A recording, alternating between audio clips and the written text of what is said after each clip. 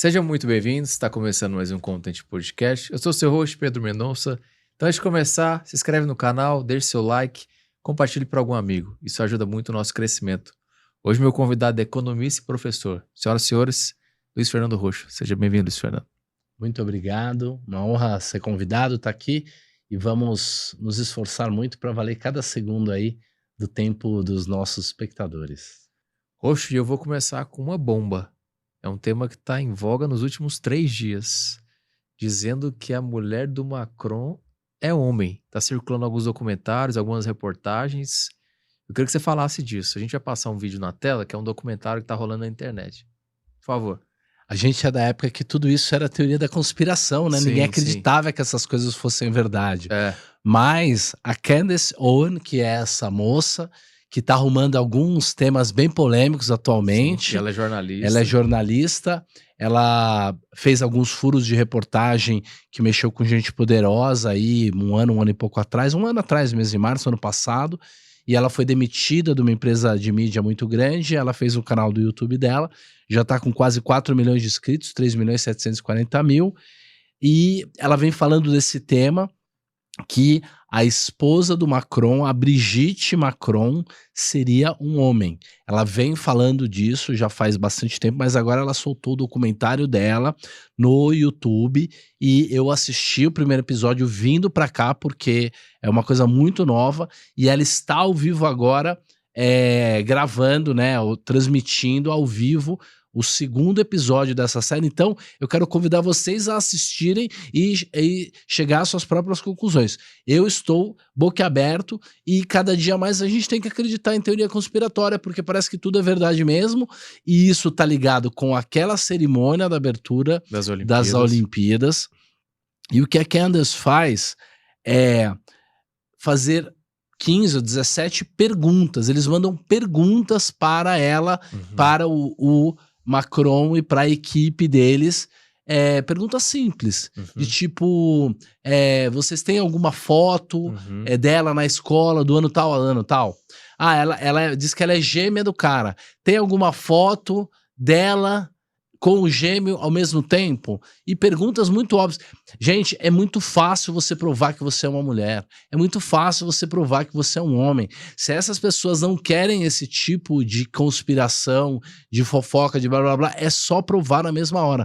Eles estão sendo perseguidos e o jornalista que realmente fez a investigação, os filhos foram tirados, ele é francês, sabe? É que nem tá acontecendo aqui no Brasil, entendeu? Estão perseguindo essa galera. E isso faz parte, por incrível que pareça, eu sou um cara de finanças, de investimento, mas isso faz parte de uma batalha espiritual. Com certeza. Tem a ver com moralidade, tem a ver com degradação, satanismo e tudo mais. Então, entre no buraco do coelho que vocês vão chegar na verdade. E me parece que eles têm envolvimento com outras coisas, né? Aquela coisa P.fi. Sim, né? Sim.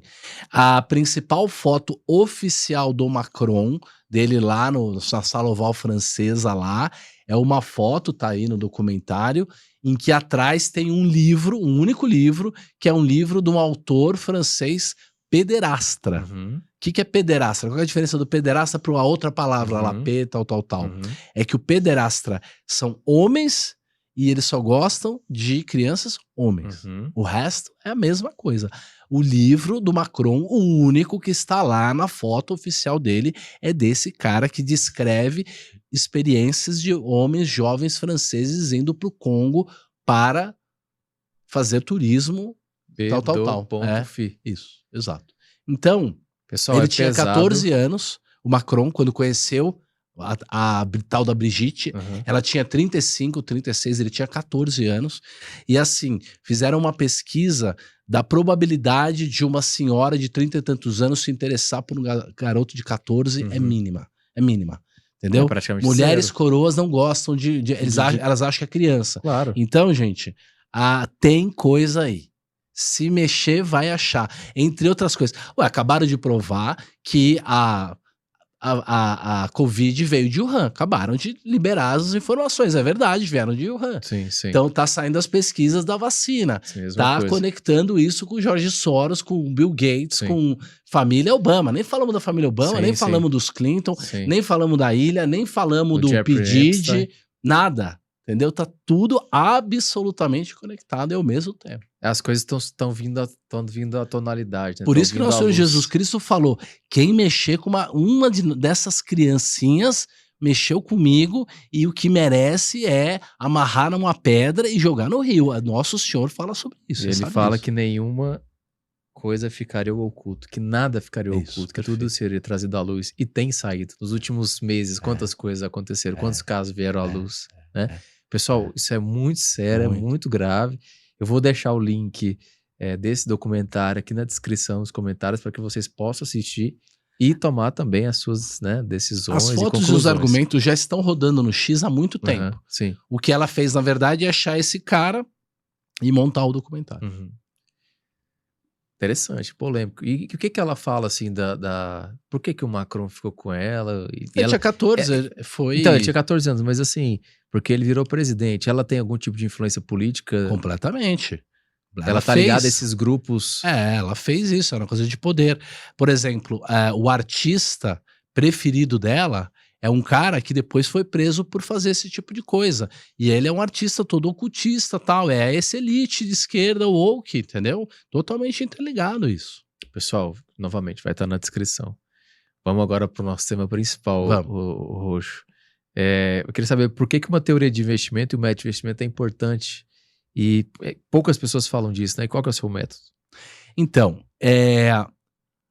uma teoria de investimento e um método, eles vão nos ajudar a gente conseguir sobreviver e surfar o que tá para acontecer. Uhum. Por quê? Eu vou ligar os dois temas. O fato é que a gente está vivendo uma grande degradação da sociedade. Sim. Tá? A gente está vivendo a sombra do que a gente foi, o ápice que a gente foi. A gente está na beira de um colapso civilizatório. Por quê? Porque hoje a gente perdeu uma coisa que se chama capacidade de postergar recompensa. A preferência temporal está muito grande. As pessoas estão viciadas em dopamina barata. Sim. Elas estão viciadas em pegar dinheiro emprestado, em pornografia, elas estão viciadas em carboidrato, elas estão viciadas numa série, em jogos, em reels, rede social e tal. Então, tudo isso está degradando a sociedade, e aí esse tipo de gente começa a se destacar, começa a degradar a sociedade. Esse tipo de gente que eu tô falando é isso. A mulher marido aí do Macron, que tem essas preferências degradantes. Então, é o inverso da elevação, da magnanimidade. E quando a gente viveu a era dourada da sociedade, que é o quê? Pessoas, grandes homens que são capazes de ter virtudes, de postergar a recompensa, de se sacrificar, de segurar, controlar suas vontades, seus impulsos, para poder elevar a sociedade, fazer coisas grandiosas, projetos de 30 anos, 50 anos, tradição, querer honrar a família, valores e virtudes que não existem mais. Isso está levando a gente a exagerar na alavancagem e na degradação econômica, e a gente está chegando num nível, numa situação da sociedade em que a economia pode colapsar. A gente pode estar chegando numa situação próxima a 1929. E a década de 20 foi muito parecida com essa década.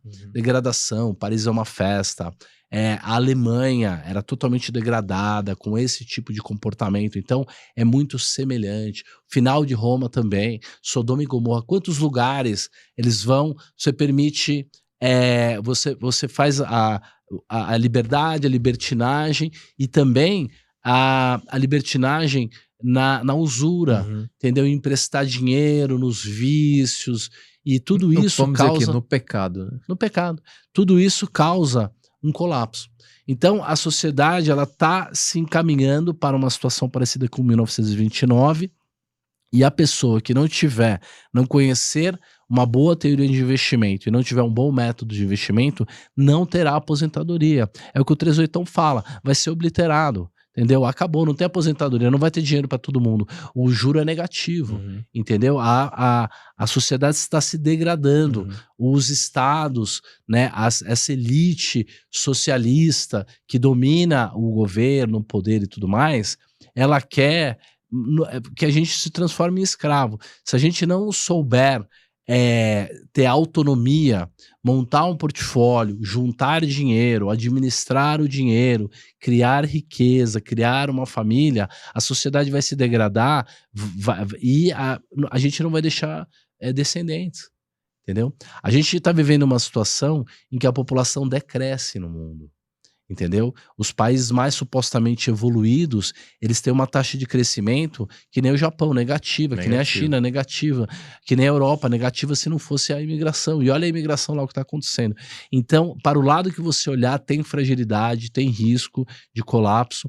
Para isso que a gente precisa de uma teoria robusta. Em todas as áreas, mas na minha área especificamente, onde eu posso ajudar a contribuir com as pessoas com esse colapso que a gente está próximo a ver, a testemunhar, é através de uma boa teoria de investimento. A teoria, ela trata do quê? Ela trata de você entender como aquele campo, aquela área funciona. Então, como é que o mercado funciona? Será que ele é aleatório? Será que ele é brando? Será que ele é previsível? Será que ele é racional? Será que ele é emocional? Será que é normal grandes variações? Será que não é? Então, você tem que ter uma teoria que explique mais ou menos como o mercado funciona. Então, eu explico o funcionamento do mercado, dizendo que ele é uma combinação entre uma aleatoriedade branda e momentos específicos de turbulência. Então o mercado, ele é tipo médico monstro. Ele 80% do tempo ele tá bonzinho, aleatoriedade branda, previsível, caiu, comprou, subiu, caiu, tal, tranquilo, tendência de alta, a bolsa sobe e tudo mais. 20% do tempo ele fica completamente enlouquecido. A gente diz que ele muda o tipo de regime. Outra coisa rege a natureza emocional dele e ele tem aquelas grandes altas, manias, grandes quedas e tudo mais. Você tem que ter uma ferramenta.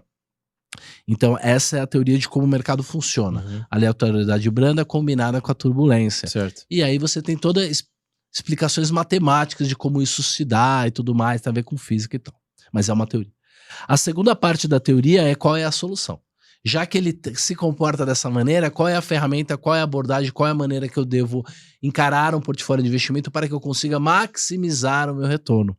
Aí a gente vai no Nassim Taleb, é o cara do antifrágil, é o cara do cisne negro. Eu considero o cara mais inteligente vivo. Né? Eu fui 4 vezes no curso dele lá em Nova York e tal. Então, o Nassim Taleb, ele diz na página 283 da obra técnica dele chamada SCUFT, que em inglês significa chama Statistical Consequence of the Fat Tails. As consequências estatísticas das caudas gordas. Olha o nome. Realmente é uma coisa muito hermética, muito técnica, muito matemática. Soluções algébricas e tal. Então não é qualquer um que é capaz de entender aquilo. Então, primeiro, a natureza do mercado é assim. Uma boa parte do tempo aleatória é previsível e uma parte pequena, turbulenta, é imprevisível. Legal. Qual é a solução? A solução na página 283 é a maximização do retorno geométrico através da maximização da entropia pelo uso do teorema dos 2 fundos separados. Isso é uma teoria. O resto é conversa mole. Você perguntar aí para os principais influenciadores do mercado qual é a teoria deles, eles não sabem dizer, vai gaguejar porque não conhece ciência, não conhece a teoria. Essa teoria é o quê? O que significa isso? Significa que, diferente da primeira teoria moderna dos investimentos lá de 46 do Markowitz, que mandava você minimizar a entropia, você vai maximizar. O que significa? Ao invés de você comprar um monte de papel, diversificar um monte de ativo, todos eles em que você acha que eles vão subir muito e eles vão cair pouco, através da fronteira eficiente, não. Você vai usar o teorema dos 2 fundos separados. O que falou esse teorema? Esse teorema fala que a melhor maneira de você fazer uma carteira é você dividir o seu dinheiro em algo extremamente agressivo de um lado e extremamente conservador do outro. É o barbell. É que nem uma barra de halter de academia. Bitcoin de um lado, renda fixa do outro. Perfeito. Um ótimo exemplo. Por quê? Porque esses ativos eles vão oscilar. E esse pêndulo aí causado pela taxa de juros, pelos sentimentos do mercado, vai fazer com que o ativo agressivo, quando tiver todo mundo muito otimista, ele vai valorizar muito, ele vai, digamos, aumentar o percentual dele a um ponto que ele fica até exagerado no teu portfólio. Você vai ter que corrigir isso fazendo um rebalanceamento, e esse rebalanceamento vai fazer você vender o agressivo na alta e comprar o conservador na alta. Daqui a pouco o mercado vai corrigir, porque as árvores não sobem até o céu, né? O mercado faz o zigue-zague, o pêndulo natural. Quando ele corrigir, a parte agressiva vai diminuir, você vai ser obrigado a comprar ela na hora certa. Então, esse é o teorema dos dois fundos separados. Você precisa separar o risco nos extremos e fugir do risco médio. Fugir do risco médio. O que seria o risco médio? O risco médio é um fundo imobiliário. É uma coisa que rende mal e o risco é alto. Que tá embaixo Eu agora, falo que é risco médio há anos. Vocês podem ver meu curso lá, não compre fundo imobiliário. Então, tudo tem uma explicação. E por que veio essa febre de fundo imobiliário nos últimos 3 anos? Não é uma febre. Investir em imóveis é bom, mas o produto fundo imobiliário, ele é uma jabuticaba. Ele foi feito no Brasil, ele é uma coisa só para brasileiro, só que o brasileiro criou. Ele obriga o gestor a pagar um dividendo mínimo, mesmo que o negócio não dê lucro, ou mesmo que o resultado do imóvel seja assimétrico, seja irregular. Então, você quer encaixar uma coisa redonda numa quadrada. E o que você falaria para... Você está diminuindo a opcionalidade do produto. O produto de fundo imobiliário, quer dizer, de empresas imobiliárias que pagam dividendos só nos Estados Unidos, chama REIT. Cara, é outro formato, não tem nada a ver. Aqui, você quer normalizar o retorno e você não pode reinvestir no próprio negócio se ele for bom. Então, você perde a opcionalidade e aumenta a fragilidade do produto. Então, vou dar um outro exemplo de um risco médio. Uma debênture de uma empresa ruim. Entendeu? O que é uma debênture? É uma dívida que pode virar ações. Então, dos 7 tipos de risco que existe, ela tem todos. É uma empresa ruim, então tem risco de volatilidade, porque é uma emissão que depois você vai ter que negociar no mercado secundário. Ela tem risco de calote, que a empresa pode dar calote. Ela tem risco de mudança na taxa de juros. Ela tem risco de mudança na legislação. Ela tem um empilhamento de riscos. E o retorno que ela pode dar é de um risco de um título de renda fixa ao invés de uma ação que tem uma opcionalidade. Né? Ao inverso disso, uma coisa que não é risco médio, que é opcionalidade pura. Você, por exemplo, comprar opções de uma empresa muito boa, opções de longo prazo, de 2, 3, 4 anos. Cara, se cair, você perde muito pouco, se subir, você ganha muito dinheiro. Tem opcionalidade. E você coloca muito pouco dinheiro, do outro lado, você coloca o conservador. O risco médio é você colocar todos os ovos na mesma cesta e ficar rezando para aquilo não dar errado. Ao invés de, se você tá barbell, 80% do seu dinheiro tá no Tesouro Selic, tá no T-bill lá nos Estados Unidos, cara, pode chover canivete, pode ter invasão alienígena, o que acontecer, você tá garantido com aquela parte do dinheiro. Você tá evitando o risco da ruína. A maior parte dos especialistas, investidores, influencers do Brasil não sabe te definir o que é um risco de ruína. Agora, além de você ter uma teoria que é dividida em como aquilo se comporta e qual é a solução, nós temos que ter um método. Então, o método é algo que eu, através da prática, através do Taleb, através de ter quebrado 3, 4 vezes e tal, desenvolvi, que é mais ou menos a síntese do que funciona aí no mercado financeiro combinado do jeito certo, que são os 5 passos da carteira 360. Então, o primeiro passo de uma carteira 360 que seria uma carteira equilibrada, vamos dizer assim. É a carteira perfeita, que maximiza a entropia através do... Maximiza o retorno geométrico através da maximização da entropia, né, tudo mais. Então, ele segue a teoria, porque ele conhece muito a teoria e ele é aplicado. Primeiro passo, diversificação barbell. Diversificar é ótimo, realmente diminui o risco, tem um princípio que explica isso e que faz com que você consiga melhorar o teu resultado diversificando. Só que você não pode diversificar todo mundo igual. Tudo ações, né? Você só diversifica no Ibovespa lá. Se o Ibovespa cai, você perde em todo mundo. Então você precisa fazer a diversificação barbell, que é isso. Você vai diversificar em classes de ativos e naturezas de ativos. Muito agressivo de um lado, muito conservador do outro, e você usa isso através do segundo passo, que é Mas essa diversificação é sempre dos dois lados? Aqui sempre dos muito dois agressivo lados, aqui, e você aqui muito pode fazer conservador. isso com R$500, fazendo um ajuste por ano, através de R$100 de BOVA11 e R$400 de Tesouro Selic, ou você pode fazer isso com $1 trilhão, com todos os fundos do mundo, todas as ações, com Quant, com robô. A teoria funciona para qualquer nível, qualquer tipo de investidor, qualquer perfil. Mesmo uma estratégia simplista, se você aplicar isso, ela vai conseguir gerar um resultado. E tem alguma taxa de resultado nesse estudo? Cara, Porque é tudo comparado com o risco que você está correndo. Você sempre vai se perguntar qual é a volatilidade que eu aceito no meu portfólio e qual é a perda máxima, que são coisas distintas. Eu posso ter um fundo que varia muito, mas a perda máxima limite dele é pequena. Então, a composição disso é que vai te dizer como é que você consegue otimizar. Mas os nossos alunos lá da comunidade, cara, consegue ganhar 20, 30, 40% ao ano. Eu montei uma carteira em 2020, eu usei a técnica da estratégia do pozinho, que faz parte do quarto passo, que é adicionar a opcionalidade, e a carteira deu 700% de ganho. 700%? Porque eu comprei o pozinho, o tal do seguro de carteira, que é parte do meu método, que é parte de resolver a teoria lá, que não é meu, que é do Taleb, essa técnica, e nós tivemos a pandemia. E aí eu comprei esses segurinhos, que são essas puts, são esses pozinhos, e o mercado afundou, ele sobrecompensou, eu transformei R$500 em R$75 mil. Caraca! Era 15 mil a carteira. Caraca. Eu ia comprar isso aos poucos, porque eu achava que estava vindo uma crise. Então vamos de novo, hein? Já que você se animou agora. Primeiro passo, diversificação barbell. Acabar o podcast, a gente vai fazer um investimento ali. Cara, isso aí é muito, muito legal. Eu converso sobre esse tema com qualquer investidor do Brasil. Eu dou consultoria para gestoras, para corretoras. É muito legal. E por que os influenciadores não falam disso? Investidores em nenhum lugar famosos do mundo não falam. Por que não falam disso? Porque é só o Taleb que desenvolveu isso e junto Mas a esses outras caras coisas grandes, e tal. tipo BlackRock, esses caras utilizam esse O tipo de coisa? BlackRock faz ETF. Ou hedge fund, eles fazem isso? O BlackRock faz ETF. ETF é copiar um índice, cobrar uma taxa de 0,10 e viver de volume. O ETF não é o BlackRock não é nada. Mas quem ganha dinheiro mesmo é o Citadel. Entendeu? É a Jump. São grandes empresas de investimento que elas usam teoria e ciência máxima. Aí elas não dizem o que fazem. Mas elas trabalham muito com uma frequência de muitos negócios.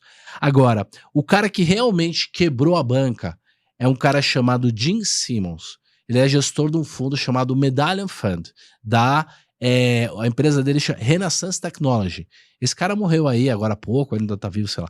De qualquer maneira, o fundo dele começou na década de 80, final da década de 80, começo dos anos 90, e durante mais de 40 anos deu mais de 50% ao ano de resultado. Caramba. 70 bilhões de dólares os caras ganharam. Parece até média de 60% ao ano, 50% ao ano, uma coisa assim. No ano de 2008, que teve o crash, os caras ganharam 80%. No ano de 2020, teve o crash, os caras ganharam 70%, 80%. Agora, o Nassim Nicolás Taleb, o meu professor, ele é fundador de uma gestora chamada Universa. E esses caras só compram o tal do pozinho lá e ficam esperando as grandes catástrofes, o cisne negro, os grandes crashes. E o fundo dele rendeu no crash de 2020, entre março e abril de 2020, 4.400%. Nossa. Ele transformou 500 milhões de dólares em 20 bilhões de dólares. Nossa. Eu estava lá em Nova York, participei, acompanhei, estava tendo um curso lá com eles, mas vi as coisas acontecerem. E foi na mesma época que eu transformei R$500 em 75 mil. Quer dizer, fiz a minha mágica do tamanho que eu conseguia naquela época. Agora eu estou me preparando para o próximo crash ganhar 1 bilhão. 1 bilhão? 1 bilhão. Eu tenho um fundo, né? Mas a gente vai escalar. A gente vai conversar daqui a pouco. A ideia é multiplicar o capital do fundo 10 vezes. É transformar 100 milhões em 1 bilhão. Esses movimentos, então, de BlackRock em grandes fundos e hedge funds, etc., de comprar Bitcoin, eles podem estar fazendo isso? Então, eu vou até te perguntar, porque é o seguinte, teve uma declaração do Jamie Dimon, e você viu, semana passada, ele falou que o Bitcoin é a maior pirâmide da história. Pode ser isso? Pode. Deles estarem fazendo essa estratégia? Não. Na verdade, o Jim Dimon, ele é o representante maior de quem manda no mundo, que é a família Rothschild. Sim. Tá certo? O Exatamente. JP Morgan, ele foi fundado por um braço da família Rothschild nos Estados Sim. Unidos, que era a família Morgan. Sim. E eles participaram da criação do Fed. O Fed é uma instituição privada dos bancos. Sim. O Fed, ele é um cartel dos bancos para manipular a taxa de juros do mundo e fazer essas coisas loucuras aí que a gente estava vendo, né? da esposa do Macron lá. Uhum. Conecta, tudo se conecta, Uhum. entendeu? Então, o fato é o seguinte, o Flint, que é o CEO da BlackRock, ele é um cara que trabalhava nessas empresas. O JP Morgan é sócio da BlackRock, é sócio também do outro fundo lá que é sócio. Eles têm participações cruzadas em tudo. O fato é que a BlackRock em si, ela é uma prestadora de serviço e ela faz fundos eletrônicos para você comprar com um único clique um índice ou um Bitcoin da vida. Uhum. Então é natural que o Flint tivesse feito propaganda do Bitcoin porque ele queria que as pessoas comprassem o ETF. Uhum. Eu não sei se ele pessoalmente manipulou alguma coisa e juntou. Eu não acredito que tenha 2, 3 pessoas que estejam dizendo nós vamos fazer isso ou aquilo com o mundo. Eu não sei se é exatamente assim. O fato é que o Bitcoin ele é binário. Ou ele vai dar certo ou ele vai dar errado. Tá? Ou ele é a solução mesmo e as pessoas vão trocar o dólar pelo Bitcoin, ou ele vai dar errado e aquilo vai valer muito pouco, vai cair muito, e isso vai ser testado quando vier o crash. Quando vier o crash. Por quê? Porque o Bitcoin é um ativo que não tem valor intrínseco em dólares. Porque um Bitcoin é um Bitcoin. Ele tem valor intrínseco em Bitcoin. Ele é uma garantia de um Bitcoin. Uhum. O Bitcoin ele é perfeito no mundo do Bitcoin. Só que no mundo do dólar não é. Por quê? Porque o Bitcoin não paga juros. E ele não tem o valor de liquidação. Tá certo? Se você tem ações da Cogna, você tem as faculdades Anguera, barará, barará, barará, barará. Hoje você compra uma ação da Cogna por R$1,40 e você está comprando 20% do valor patrimonial dela. Ela vale 1 bilhão, você está pagando 200 milhões no patrimônio dela com as escolas e tal. Então a Cogna vale mais desmontada, cortada, esquartejada do que viva, porque ela tem um valor residual. Ela tem valor intrínseco, porque ela tem valor residual. Você vende aqueles terrenos na Anguera, em Valinhos, no norte do Paraná e aqui em São Paulo. Aqui, ó, a Vergueira, aqui, 500 metros aqui atrás, tem um terreno enorme, um campus enorme da Anguera, da Cogna. O Bitcoin não tem o terreno em nenhum lugar, não tem um ouro guardado, não tem um dividendo para receber, não tem o terreno, não tem nada. O Bitcoin é um Bitcoin e pronto. Então não tem valor intrínseco. Na ciência do valuation, quando um bem tem um valor intrínseco, tem um fluxo de caixa, vai pagar uns juros, a conta é feita assim, você pega tudo que ele pode render no futuro, e você divide pela taxa de juros e traz a valor presente, pra você saber quanto aquilo vale no dia presente, no momento presente. Como a taxa de juros está embaixo, se a taxa de juros for zero, qualquer ativo que tenha um fluxo de caixa mínimo vale infinito. Essa é a matemática assim. Uhum. Da mesma maneira que a taxa de juros sobe muito, os ativos caem muito. Uhum. Outra coisa, quanto mais no futuro tiver o valor desse ativo, quanto mais a promessa for daqui 10 anos, daqui 20 anos, mais ele vai valorizar se o juro for baixo e mais ele vai desvalorizar se o juro for alto. O Bitcoin é isso. Como ele não tem um fluxo de caixa, ele jamais vai pagar nada, ele é uma simples promessa de que um dia, quem sabe, ele vai virar uma moeda e as pessoas vão usar. Quando a taxa de juros cai, quando tem muita liquidez no mercado, quando tem promessa, fofoca, ânimo, maga e tal, ele valoriza muito. Mas quando a gente tiver a grande crise da liquidez, quando a gente tiver a grande crise da deflação, quando os ativos se desvalorizarem muito rápido, porque o dólar vai valer muito, aí nesse dia o Bitcoin vai ter que provar o seu valor. Eu acredito que o Bitcoin vai cair cerca de 90% nesse período. 90%? 90%. Não, mas tudo bem, ele volta para 15 pau. Entendeu? Ele vai chegar em 130, no teu crash ele vai voltar para 15 ali. Não tem problema para quem supostamente acredita nele e acha que ele vai valer pro resto da vida. O Bitcoin tem um aspecto filosófico, o Renato fala muito, né? Mas ele é um ativo meramente especulativo. Meramente especulativo. É isso que eu tô dizendo pra você. Tem umas 21 milhões de emissões, etc, etc. Mas aí deixa eu te fazer uma pergunta. E se os governos chegarem uma hora e proibir o uso de Bitcoin? Como que vai fazer? Os governos eu sei que é descentralizado. Sim. Mas se proibir, ó, aqui dentro do Brasil, você só vai poder utilizar o Drex, que tá vindo aí. perfeito. E aí, como é que fica a funcionalidade do Bitcoin? O problema do Bitcoin nem é esse, tá? Que aí, porque a pessoa só vai poder negociar entre quem tem Bitcoin. Mas não tem problema. Enquanto tiver liquidez no mundo, mesmo que os estados proíbam, as pessoas vão continuar tendo, vão continuar querendo ter cada vez mais. Por quê? Porque dos 7 tipos de risco que existem, o Bitcoin resolve um único problema, que é o risco governamental. Isso ele resolve. Sim. E ele resolve melhor até do que uma offshore, do que alguma outra solução. Porque uma offshore é caro, uma offshore você pode errar de país, você pode ser enganado pelo advogado e tal. O Bitcoin não. Então, de fato, contra um governo totalitário, ele é parte da solução. E ele pode caber no kit libertário.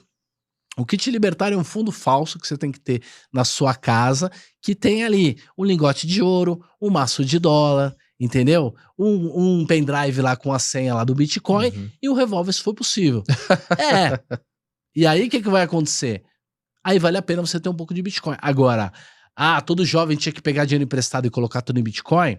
Isso aí você está considerando só a possibilidade positiva do Bitcoin substituir o dólar. Mas você não está considerando a possibilidade mais provável. Sabe qual é a possibilidade mais provável? A gente tem uma crise de liquidez tão grande que a gente tem a deflação no mundo e que o dólar volte a valer muito. Nós vamos chegar na questão do crash e do dólar também. Sim. Você falou do Bitcoin substituir o dólar. Só que nós temos um movimento muito forte, eu até falei com o Bruno sobre isso, da questão da mudança de eixo de poder. Perfeito. Você tem Irã, China, Rússia, o BRICS cada vez mais aumentando suas alianças. Eles estão discutindo um sistema de pagamento alternativo. Perfeito. Isso é tendência, vai acontecer, a gente não sabe quando. E talvez eles tenham uma moeda do BRICS. Nesse sistema, vamos imaginar que daqui 10 anos tem uma moeda BRICS, Bitcoin e dólar. O que você... vamos conjecturar aqui. Como é que seria esse cenário? Você emprestaria seu dinheiro pro Putin? Não. Você emprestaria seu dinheiro pro Lula? Não. Você emprestaria seu dinheiro pro Irã? Não. Tá respondido. Tá respondido, não existe. Acabou, não existe BRICS, nunca vai existir. Então, esses caras estão quebrados, os Estados Unidos mandam no mundo, o dólar manda no mundo. A crise final é o dólar, é o teoria do milkshake do dólar. Brent Johnson, vá atrás desse cara é um gênio.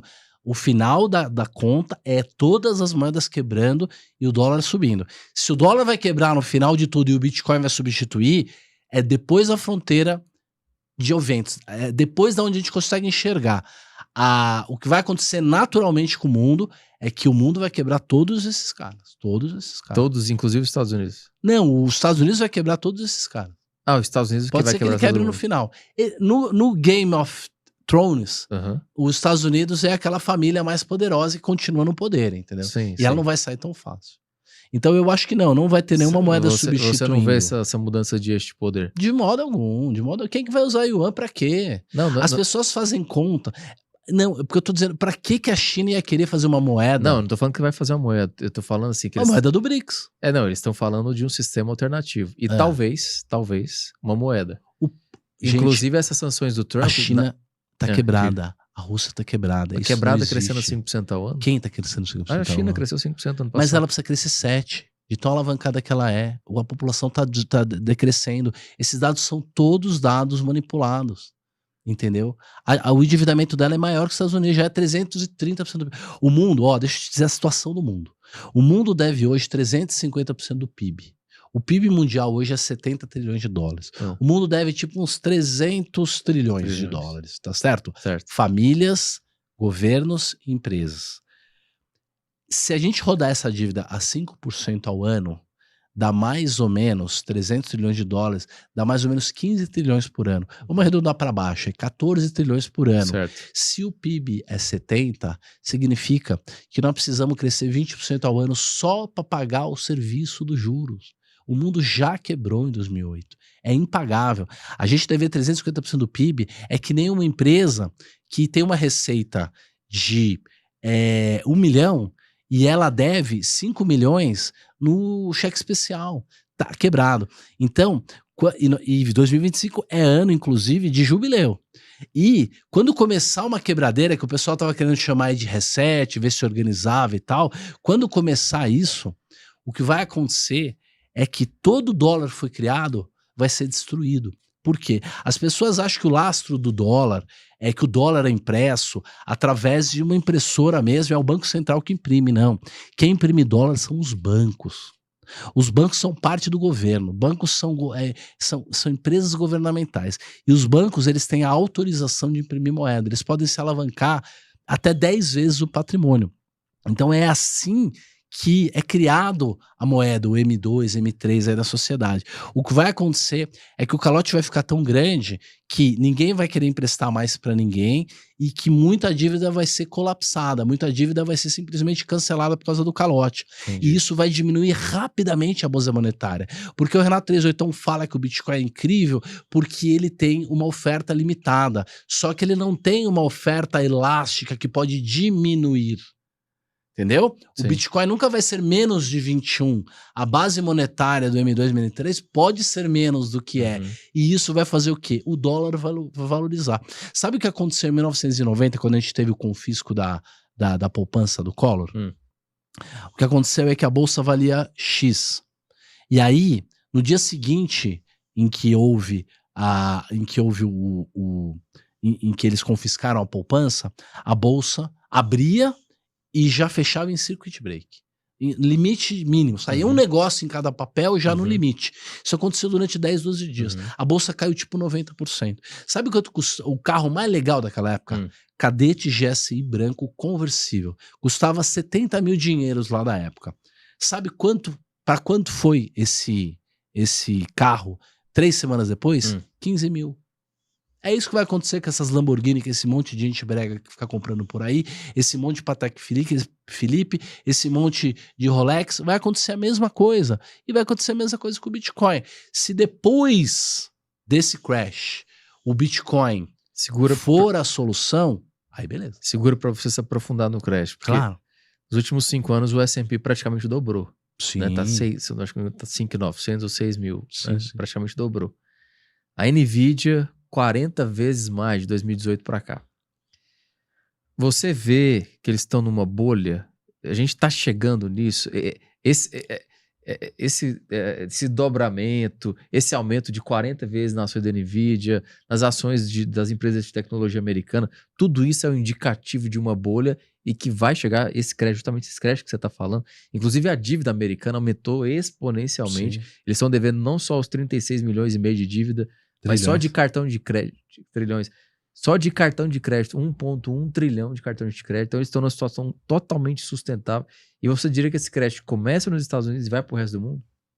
Então, a questão é a seguinte. Como que vai ser esse crédito? A gente hoje deve 350 trilhões de dólares. O mundo deve isso. Né?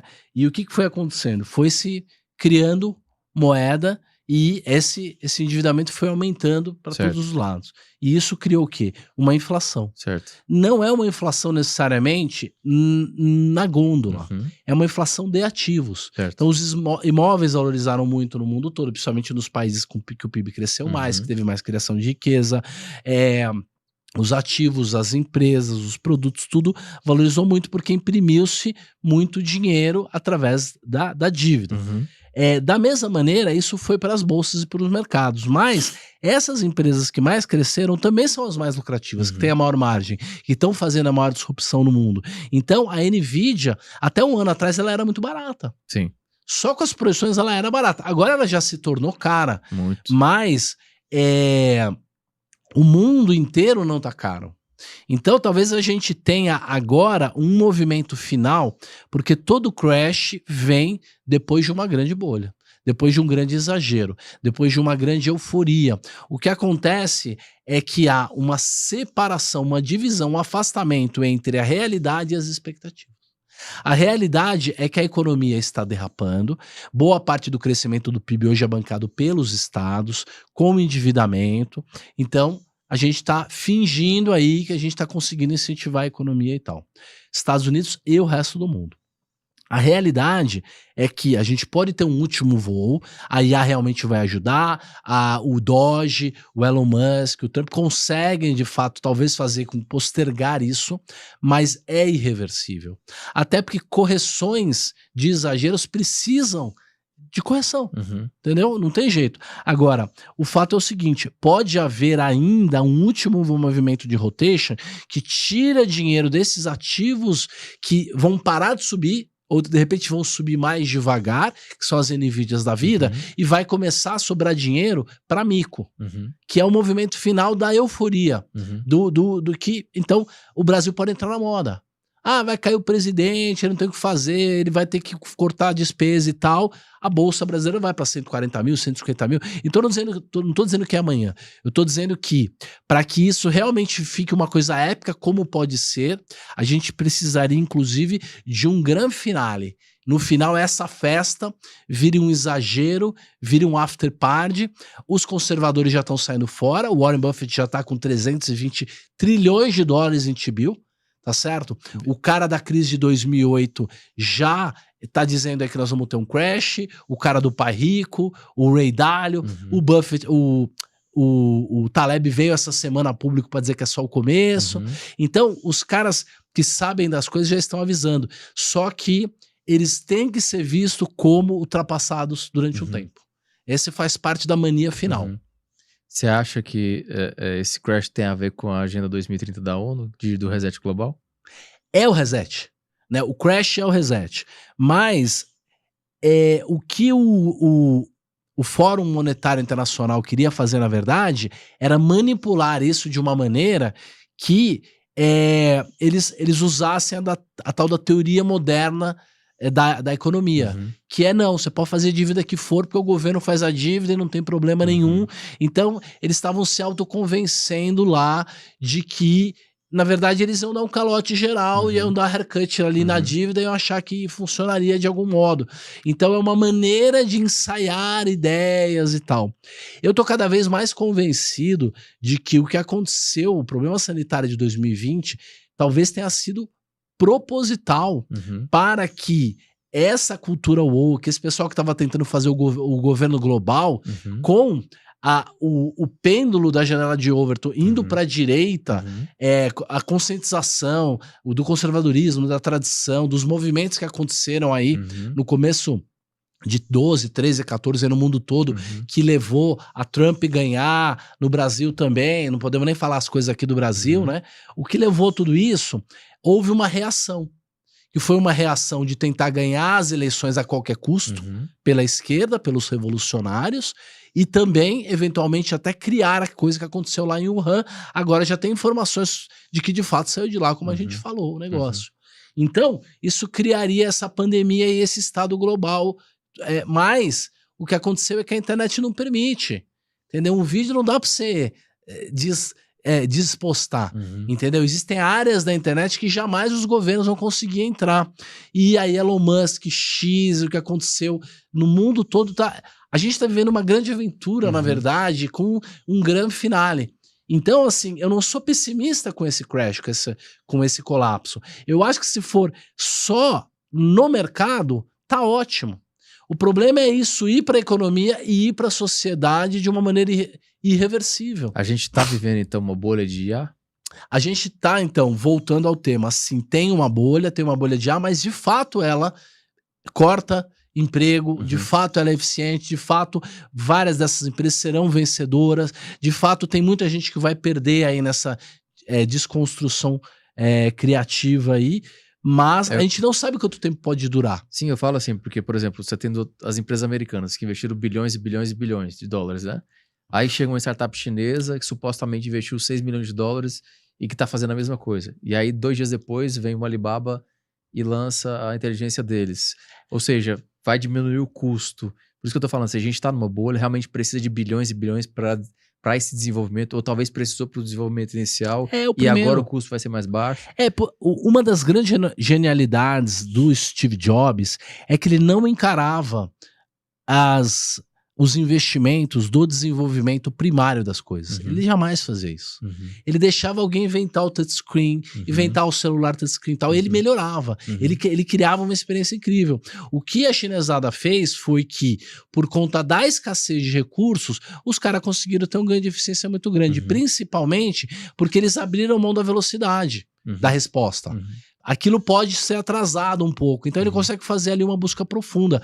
Mas já veio uma resposta da OpenAI já mostrando que eles também fazendo uma busca profunda já ganham uma eficiência muito grande. Então assim, pode ser que 2, 3 ou 4 empresas ali, de fato, estivessem meio infladas, porque elas estavam projetando que elas iam conseguir cobrar um certo tanto dos seus clientes e talvez não consigam. Mas o fato é que para o que está acontecendo no mundo, para a IA como um todo, tudo isso é positivo, deixa os caras competirem localmente. O fato é que a China vai dar errado, nasceu para dar errado, por conta do problema do cálculo econômico, porque eles são comunistas. Mas por que vai dar errado? Por causa da centralização. O cara não quer mais ficar. Quantos milionários do mundo foram para a China no último ano? Vou te dizer, menos 5 mil. Ninguém quer morar na China. Ninguém quer ter um negócio de controle social. Aquilo ali não dá, aquilo mata a esperança das pessoas. Mas por que a China não para de crescer? Crescer o quê? Cresceu 5% ano passado, Mas que era era a meta 10. Não é, a meta era 10 mais de 7. uma década. Mas é tudo inflado. Essa estatística. Deixando claro, não tô defendendo, eu só sei, tô dando a conversa é fato boa. aqui. 25% do jovem chinês está desempregado. Entendeu? E não é que a China não seja importante, mas o Trump, o chacoalhão que ele vai dar na China aí, ele consegue tirar. A China ela produziu 1,3 trilhões de balança comercial positiva no ano passado. Entendeu? E ela não tem mercado interno nenhum, tá piorando. Inclusive o Xi Jinping tá mudando a política de consumo, né? Ele quer transformar, que é uma política industrial, e ele quer mudar para uma política de consumo. O Japão tentou na década de 90, isso já foi tentado. O fato é o seguinte, 10%, 15% de tarifa que os Estados Unidos colocam em cima da China, ele quebra a China. A China retaliou já. Mas não é tão relevante. Não é tão relevante. Mas nós vamos ver os próximos passos. Sim, o fato, por exemplo, a China está se armando para um conflito bélico. Mentira, a China só apanhou. A China nunca ganhou uma guerra em 200 anos. Tudo bem, eles são muito bons em drone. Mas, cara, os porta-avião, os aviões, é tudo uma porcaria. Os americanos são muito na frente militarmente. É tudo uma porcaria. Não tem discussão. Então o fato é que não tem essa conversa de mundo multipolar. Cara, o Putin está absolutamente quebrado. Isso eu vou discordar de você. Eu acompanho 2 horas por dia. Eu conheço cada região da Ucrânia. Eu sei quantas pessoas foram 200 e 300. Não estou dizendo que a Ucrânia também, o que eu estou dizendo é que a China, a Rússia não tem condição econômica de ficar mais um ano rodando do jeito que ela está. Está totalmente quebrado. Nesse ponto eu vou discordar. Mas a história vai dizer. A história vai dizer. Eu tenho 12 meses para saber se eu tô certo ou você tá certo. Hoje a maior economia da Europa é a Rússia, em poder de paridade de compra é a Rússia. Entendi. A Rússia passou a Alemanha. Entendi. E mesmo com todas as sanções dos Estados Unidos. Entendi. E outra coisa, eles estão com alianças fortíssimas com a China e com o Irã agora. Aliança fortíssima com a China, eles estão de joelhos pra China. E o Irã é uma porcaria. Escuta o que você tá falando, não faz sentido. Você não acha que a guerra da Ucrânia vai mudar totalmente a geopolítica mundial? Tá acabando, acaba em 4 meses. Nós vamos ter... O Trump falou que com 24 horas ele acabava com a guerra, até agora não fez nada. Mas o Trump é o Contman. Ele é o maior garganta do mundo. E tá no livro dele de negociação. É isso que ele faz. É isso que ele faz. Ele começa com uma promessa muito exagerada para levar pro lado dele. O fato é que o Trump, no 4º dia dessa porcaria, dessa invasão, ele já sabia que tinha perdido. Ele levou o uniforme para desfilar. Os caras levaram o uniforme para desfilar na Praça Central de Kiev. No 4º dia, você acha que a errado. Ucrânia tá ganhando a guerra, é isso? Ninguém tá ganhando. A guerra não se ganha. A Ucrânia está conseguindo se defender tranquilamente e está conseguindo acabar com toda a receita de petróleo da Rússia. Todo dia 5, 6 refinarias russas que pegam fogo. Todo dia. A Rússia tá vendendo, olha que engraçado, ela tá vendendo para a Índia e a Índia vende para a Europa. Você tá totalmente atrasado. Os navios da Índia, desses navios que a Rússia está usando para vender esse petróleo, ele já está banido. Não pode mais fazer seguro. A Rússia está diminuindo a sua produção e a sua exportação no mínimo 5, 10% todos os meses. Todos os meses. A Rússia está quebrada. E olha, Tucker Carlson Você viu que ele foi na Rússia? Vendido. Por que ele é vendido? Ele ganha um salário da Rússia, porque é verdade. O Tucker Carlson é uma Russete. Mas calma, vamos lá. O Tucker Carlson é uma Russete. Mas vamos lá, ele era um cara super respeitado. Pra quem não tá entendendo, o Tucker Carlson é um jornalista americano super respeitado, que era da Fox, foi demitido e depois foi fazer trabalho independente. Ele foi fazer uma entrevista com o Putin e depois disso ele passou a ser vendido. Por que que ele é vendido? Ele é vendido há muito tempo, muita gente é vendida. Tomara que ele receba um monte de dinheiro, seja importante para ele. O que o Tucker Carlson fala é mentira. É mentira. Você viu com a viagem que ele fez pra Rússia? Vi. E você acha que é mentira Não tem aquilo? manteiga. Ele foi no lugar mais rico, do quarteirão mais rico da Rússia, e ele foi no supermercado e ainda não falou a verdade. O fato é o seguinte, pra você comprar um carro na Rússia hoje, você entra numa fila de 4 anos para comprar um Lada em que a janela abre assim. Essa é a verdade sobre a Rússia. Eu acho que a história vai nos Vai, dizer, mas tá muito né? perto. Tá muito perto. E Eu eu não gosto. Eu costumo dizer assim, Roxo. Eu não gosto dos globalistas. Eu não nem gosto também não gosto. do Zelensky. Também não gosto não do gosto. Zelensky. Mas um cara que é ucraniano, ele está lutando pela pátria dele. Ele está lutando pela mulher dele, que está sendo Stutum, aquela palavra lá. Sim. E o russo simplesmente está invadindo o vizinho. Isso é assimetricamente muito negativo. Outra coisa, para você atacar, você precisa de 7 vezes mais pessoas do que para defender. Outra coisa, o desenvolvimento de drones da Ucrânia está acontecendo de maneira descentralizada, com o apoio do mundo inteiro. A Rússia não consegue evoluir na mesma velocidade, porque a Rússia faz tudo centralizado. Então, assim, o que está se desenvolvendo de tecnologia nesse conflito é muito grande. A Rússia está aprendendo muito. A Rússia fez coisas incríveis. Os caras são muito bravos. Eles são muito bravos. Mas eles entraram numa coisa que eles não conseguem sair. Eles não conseguem sair. Você viu que a Alemanha tá querendo religar o gás Nord Stream com a Rússia? Porque a energia tá muito cara. A Alemanha quem? Quem é essa pessoa? Quem falou? Qual foi a fonte? Você vai chegar numa fonte russa. Se for conversa, vai chegar numa fonte. Eu tô dizendo porque eu vejo todos os dias, todos os ouvintes, as fontes reais de informação. A Volkswagen na Alemanha tá fechando fábrica, tá demitindo mais de 30 mil funcionários. Tudo bem. Por causa que a energia tá cara, eles precisam do gás russo. É só fazer a paz. Eles precisam do gás russo. Os Estados Unidos está exportando, tá chegando o gás. Mas chega tá um gás muito mais caro. O gás tá no mesmo preço que tava, 4 e tanto. É o mesmo preço. É o mesmo preço. Mas enfim, eu não tô aqui para defender a Rússia, nem nada disso. Então, mas veja, eu tô falando isso porque as pessoas às vezes super acham... bem informado como você, ou como o Tucker Carlson, ou como um monte de amigo meu, de direita, tradicional, barará, cai na história da Rússia, porque a Rússia é dona da KGB, é a maior indústria de informação, contra-informação, espionagem do mundo. Mas os Estados Unidos têm a CIA.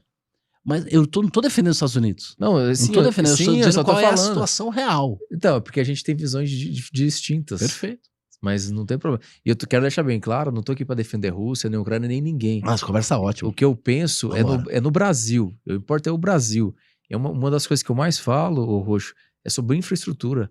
Infraestrutura no Brasil. O Brasil precisa de infraestrutura. Perfeito. E se o dinheiro vier dos Estados Unidos, ótimo. Se vier da China, ótimo. Se vier da Rússia, ótimo. Se vier da Colômbia, ótimo.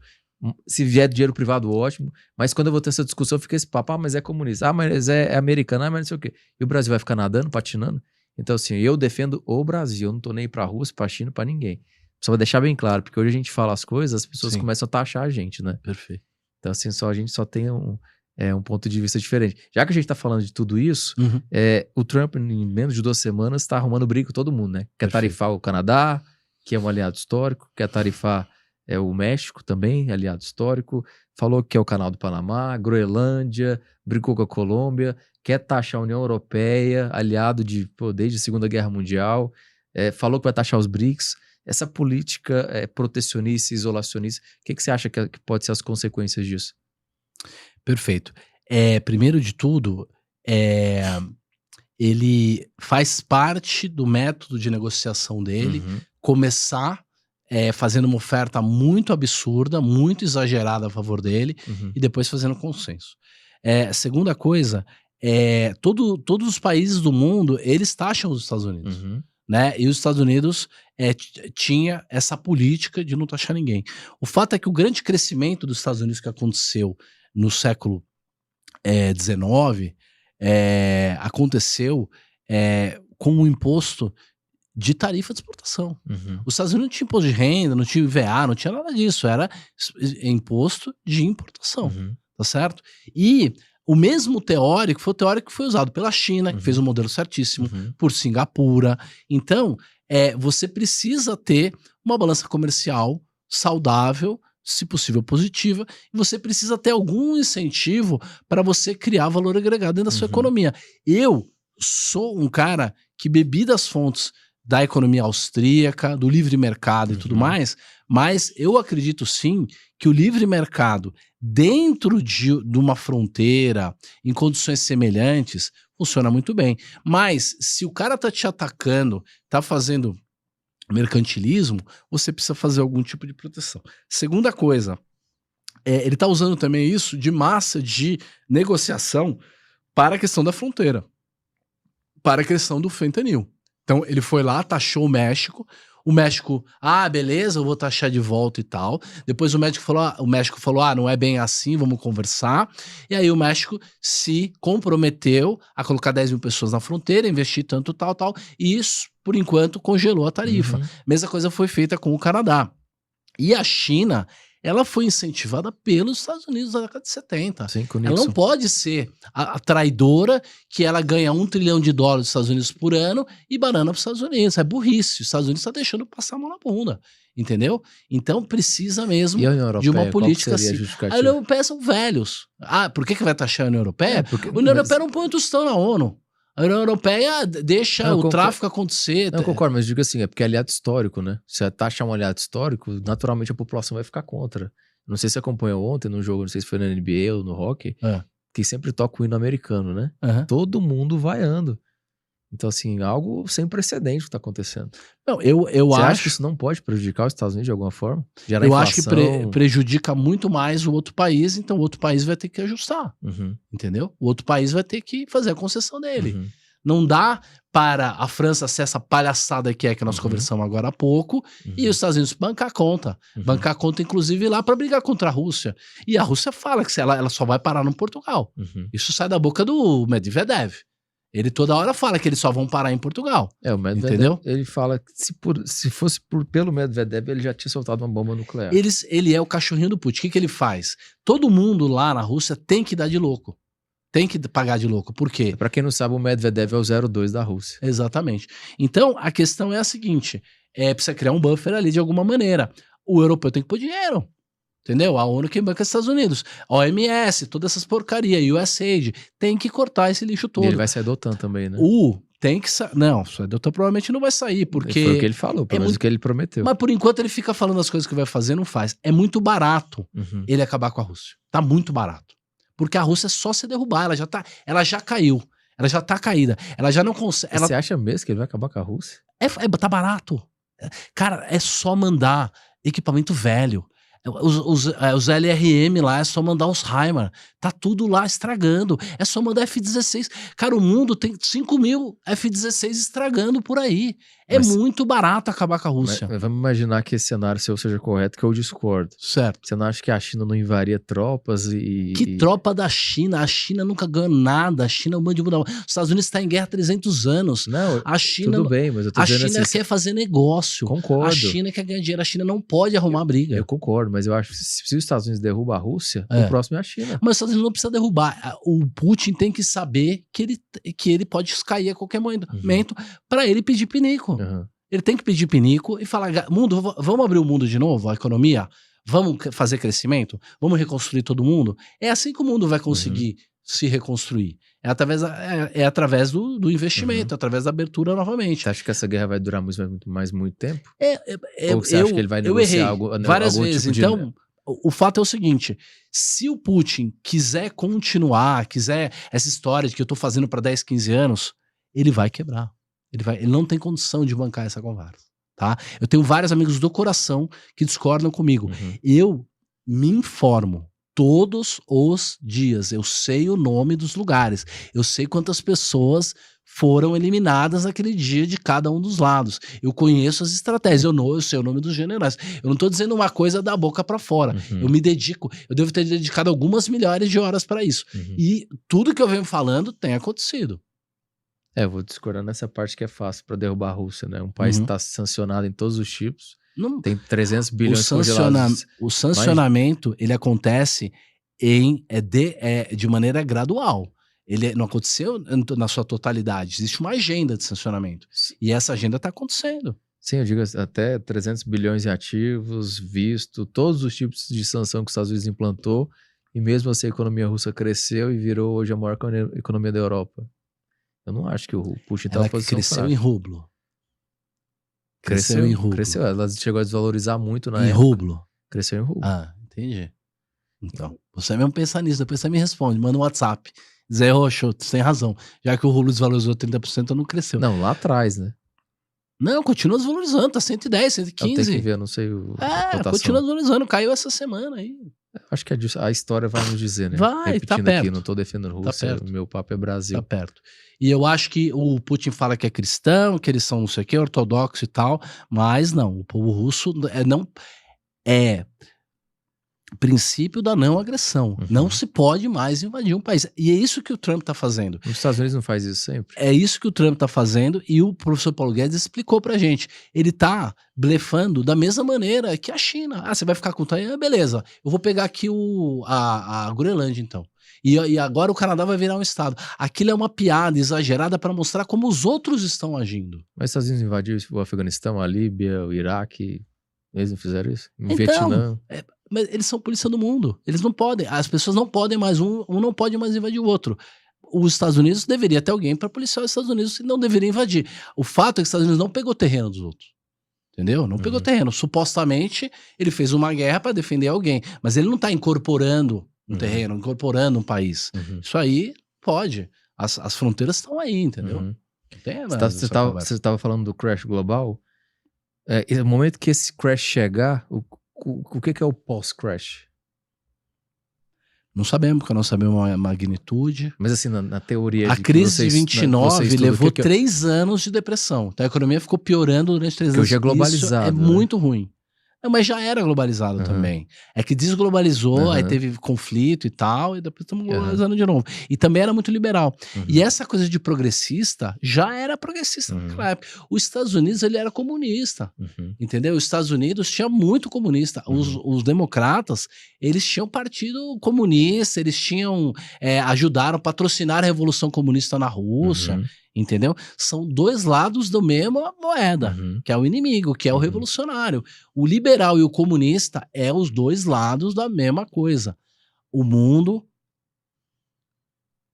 quebrou, o mundo estragou, o mundo foi revolucionado na Revolução Francesa. De lá pra cá é tudo esquerda. Você se define como?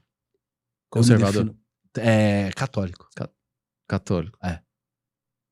Ser católico já diz tudo que eu penso. Livre mercado, entendeu? Diz tudo que eu penso.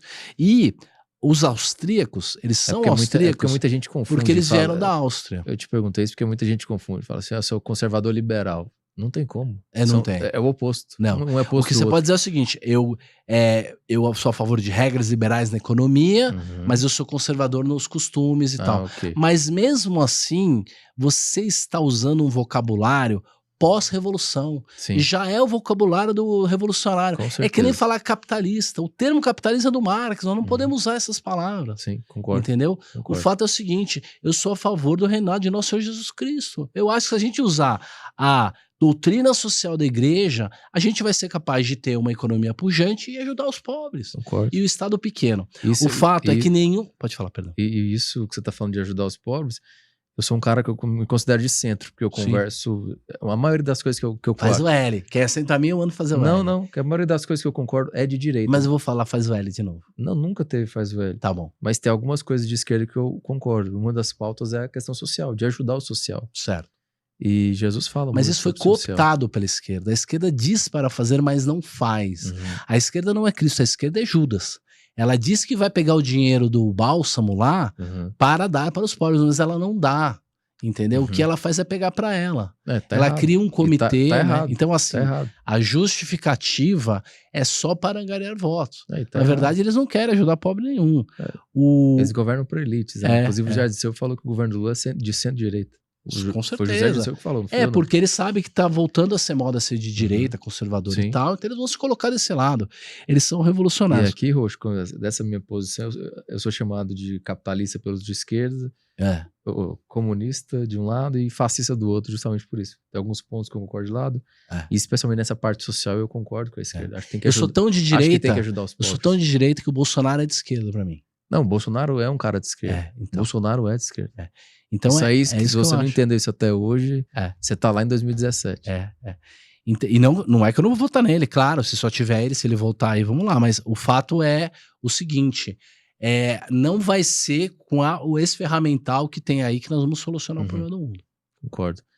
Mas assim, eu te perguntei do pós-crash, o que você acha? Vamos falar disso, O que você acha que pode acontecer? Primeiro, eu acho que é uma grande dádiva a gente tá passando por essa, digamos, esse mood, esse sentimento, essa aura do Trump com o Doge, com essa guinada pra direita, com essa Owens aí, com tudo aparecendo, com as teorias, com o Deep State. Cara, durante 50 anos, o cara da KGB, o cara do FBI falavam no telefone junto e combinavam as coisas. Sempre foi. É o teatro das tesouras global. Total. Tá certo? Os globalistas, que é o quê? É o cara que é o burocrata do governo que quer aumentar o governo para aumentar o próprio poder. Total. Tá? Se isso está sendo manipulado pelo inimigo por trás, pelas forças do mal e tal, eu acho que tá, é outra questão. O fato real é o seguinte, hoje os estados, eles ficam com mais de 40% da riqueza da sociedade. Existe uma lei matemática que nenhum organismo pode ficar com mais do que 20% do recurso do outro organismo, porque senão você vai matar o seu hospedeiro. Tá certo? Então, o problema do mundo hoje é que o carrapato é maior que o boi. É que tem mais gente vivendo do Estado, tá certo? Do que gente trabalhando e criando riqueza. A única maneira de criar riqueza para a sociedade é você fazer um produto por R$1, que você venda por R$5, mas que pro cara que comprou vale 20. Porque aí você tá transformando R$1 em R$20, entendeu? De riqueza real para a sociedade. Se você vai vender 50 milhões de produtos e vai comprar um helicóptero, o problema é seu. Não mexa com as crianças, vamos falar sério sobre, entendeu? E, cara, faz o que você quiser da sua vida. E você merece. O fato é que uma parte da sociedade cria riqueza e a outra parte quer ficar criando regra e lei achando que nós somos o problema. A gente que cria riqueza, nós somos o problema.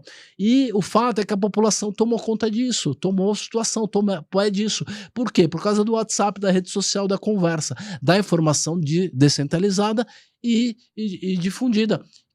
Que consegue provar, por exemplo, que a Rússia está mentindo em várias coisas. É a mesma que consegue provar que o que a Rede Globo estava falando pra gente era mentira, que um monte de coisa é mentira.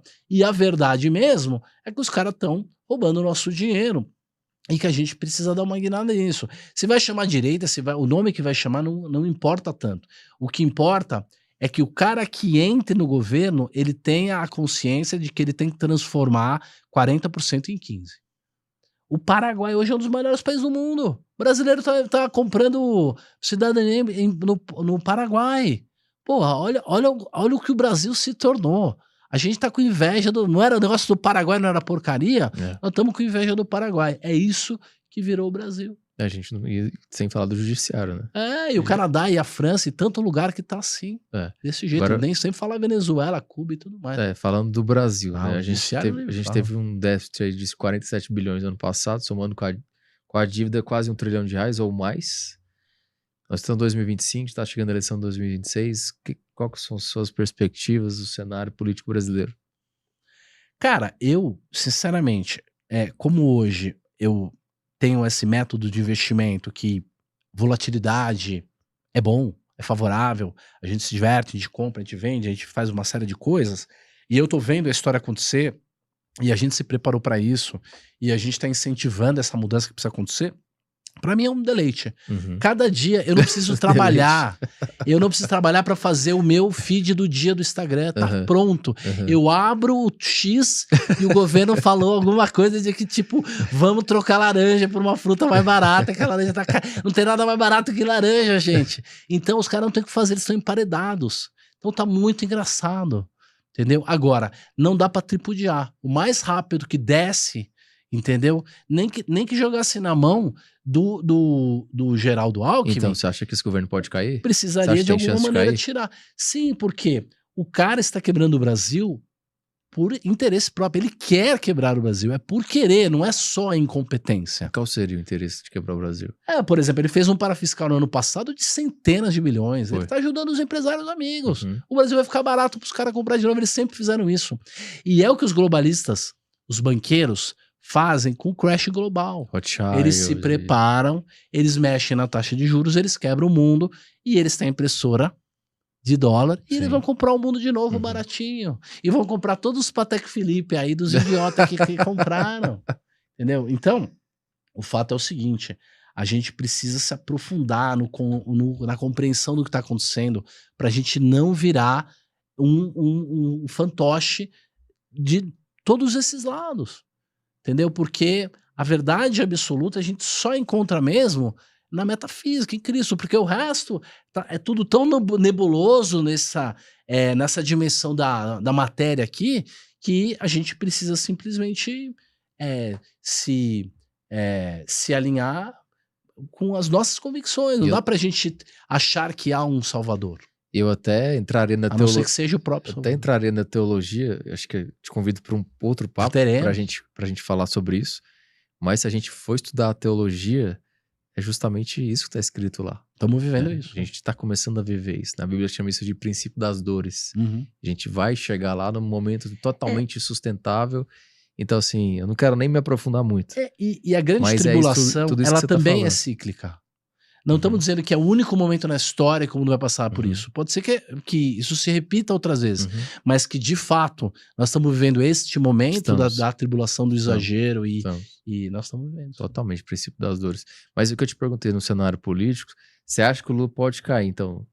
Eu acho que a gente não pode se dar o luxo de fazer o que o PSDB fez lá no começo dos anos 2000, de dizer, ele vai cair sozinho do Petrolão. Não deixa, ele vai perder a próxima eleição.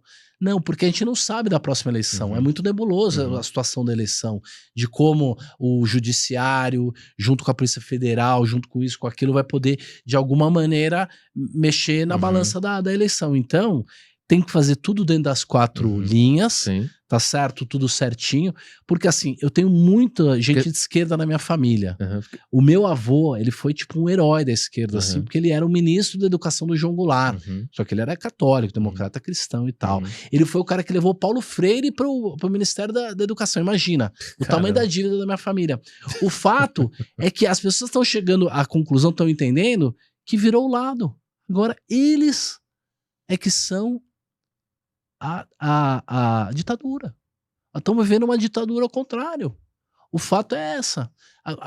Uma pessoa não pode fazer uma música hoje, ela não pode fazer um vídeo, ela não pode questionar tem que medir a as ordem. palavras do que vai falar. Então nós estamos vivendo uma ditadura invertida. E o problema... Dos mesmos caras que estão querendo ganhar o Oscar, talvez ganhem aí com o filme da outra ditadura, e com milhares de pessoas presas, e dizendo que não vai ter anistia. Você não acha que o maior problema hoje no Brasil é o judiciário? O maior deles, cara, nós temos muitos, nós temos muitos, mas é um dos maiores. Você sabe que boa parte daqueles ministros tem compromate, né? Tem o quê? Compromate. O que é isso? Compromate é uma prova comprometedora que pessoas têm deles, que fazem com que eles tenham que agir de determinadas maneiras.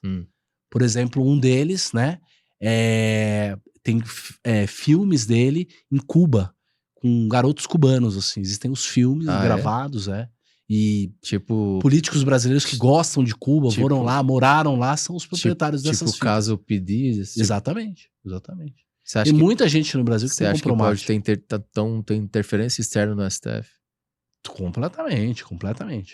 E o cara que manda no Brasil, ninguém sabe quem é. Eu não vou dizer. Eu escutei outro dia, não vou dizer quem é o cara que manda no Brasil. Dê dicas. É um desses caras, um dos 8 lá, mas não é o que todo mundo acha. Soros? Não é o que todo mundo acha. Não, é um dos caras do STF lá, mas não é o careca.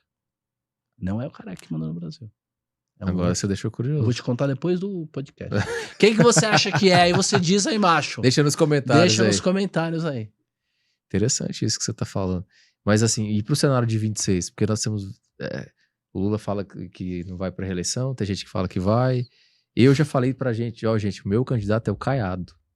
Eu quero Caiado. Certo. Eu quero Caiado. Perfeito. Eu sou de Goiás e acho que o trabalho que ele faz é extraordinário. Acho que é um cara extraordinário e a direita acho que tinha que se apoiar no Caiado, é o cara. Mas no Caiado a gente tem bons nomes à direita, né? O Romeu Zema é um bom nome. Muito. Eu sou primo do Zema. Tarcísio é um excelente nome. Acho que o Bolsonaro, se vier um péssimo nome, Bolsonaro, família... Meu candidato é Bolsonaro. Ah, você tá de sacanagem. Ele é o maior líder do Brasil. Você acabou de falar que ele é de esquerda? Ele é de esquerda. Então como é que você vai falar que ele é o maior Ele é o maior líder do Brasil. Ele é o líder. Você prefere Bolsonaro ou Caiado? Não é preferência. Eu posso até escolher o Caiado no primeiro turno. Você não acha que é melhor Bolsonaro apoiar o Caiado? Ou o Bolsonaro apoia o Zema, ou o Não, Bolsonaro... não. O Caiado não tem o tamanho do Bolsonaro. Não, Não eu dá. sei, mas você não acha que é melhor? Não, mas não tem melhor. Você O não viu candidato votação do agora Brasil é da o presidência da Bolsonaro. Câmara e do Senado? Eles, PT e PL votando junto? Então, o Como que eu fato vou é votar que no o Bolsonaro? Bolsonaro tá aprendendo a fazer política. Você pode ouvir o Embro lá que fala que o Bolsonaro... o Bolsonaro é o político que o Brasil precisa. Merece. Precisa, é o político que o Brasil merece. Se o Caiado é tão bom assim, tudo bem, vamos estudar. Se ele tiver condições lá... O mais importante pra mim é que alguém de direita vá pro segundo turno. Porque essa pessoa vai Caiado, ganhar. tem que ser o Caiado. Ótimo. Que seja. Eu votarei nele com alegria.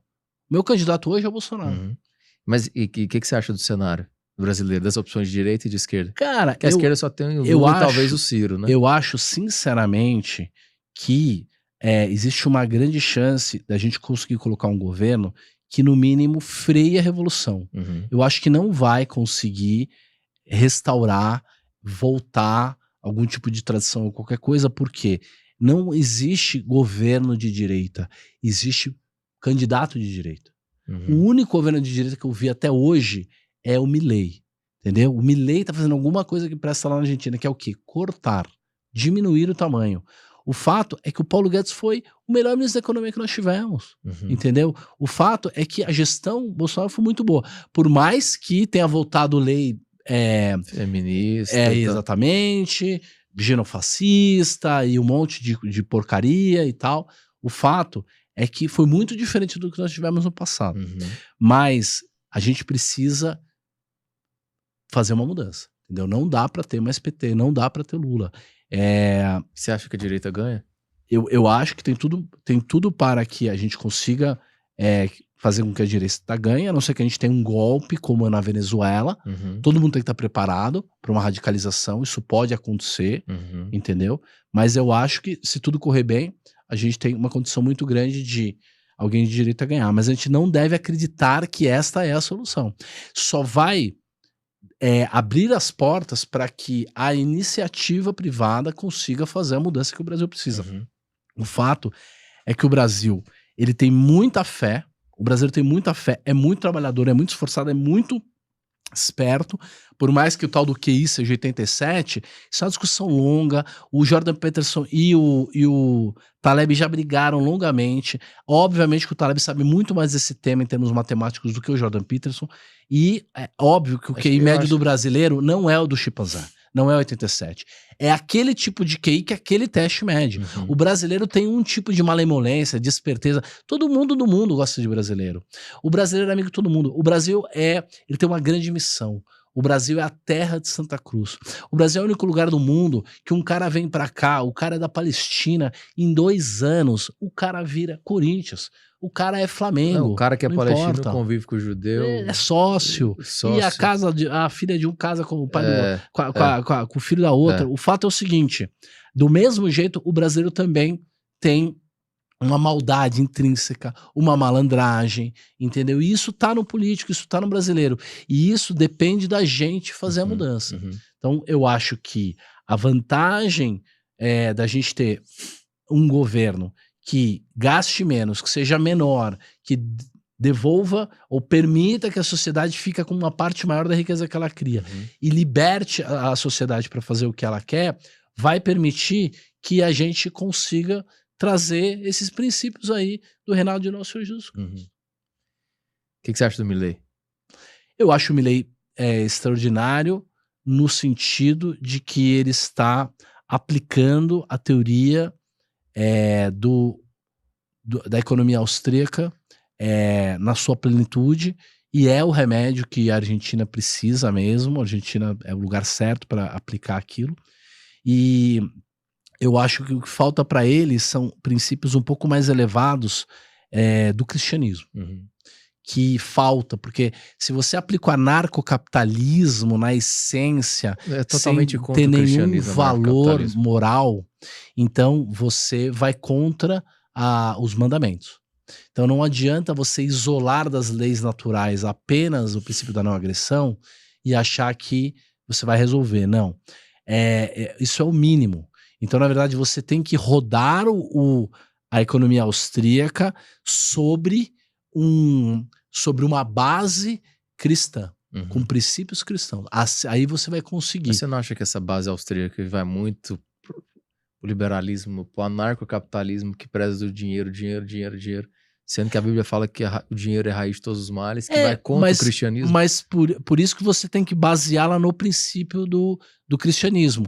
O cristianismo vai estar em cima, superior em termos hierárquicos. Ah, perfeito. Em termos hierárquicos de valores, acima do libertarianismo. Então, é um libertarianismo dentro das regras do cristianismo. Aí que é perfeito. Então, aí a gente consegue responder todas as perguntas. E outro dia, eu vou muito em podcast, por exemplo, eu tive que ir lá brigar com Esse eu vi, um comunista lá. Um comunista lá.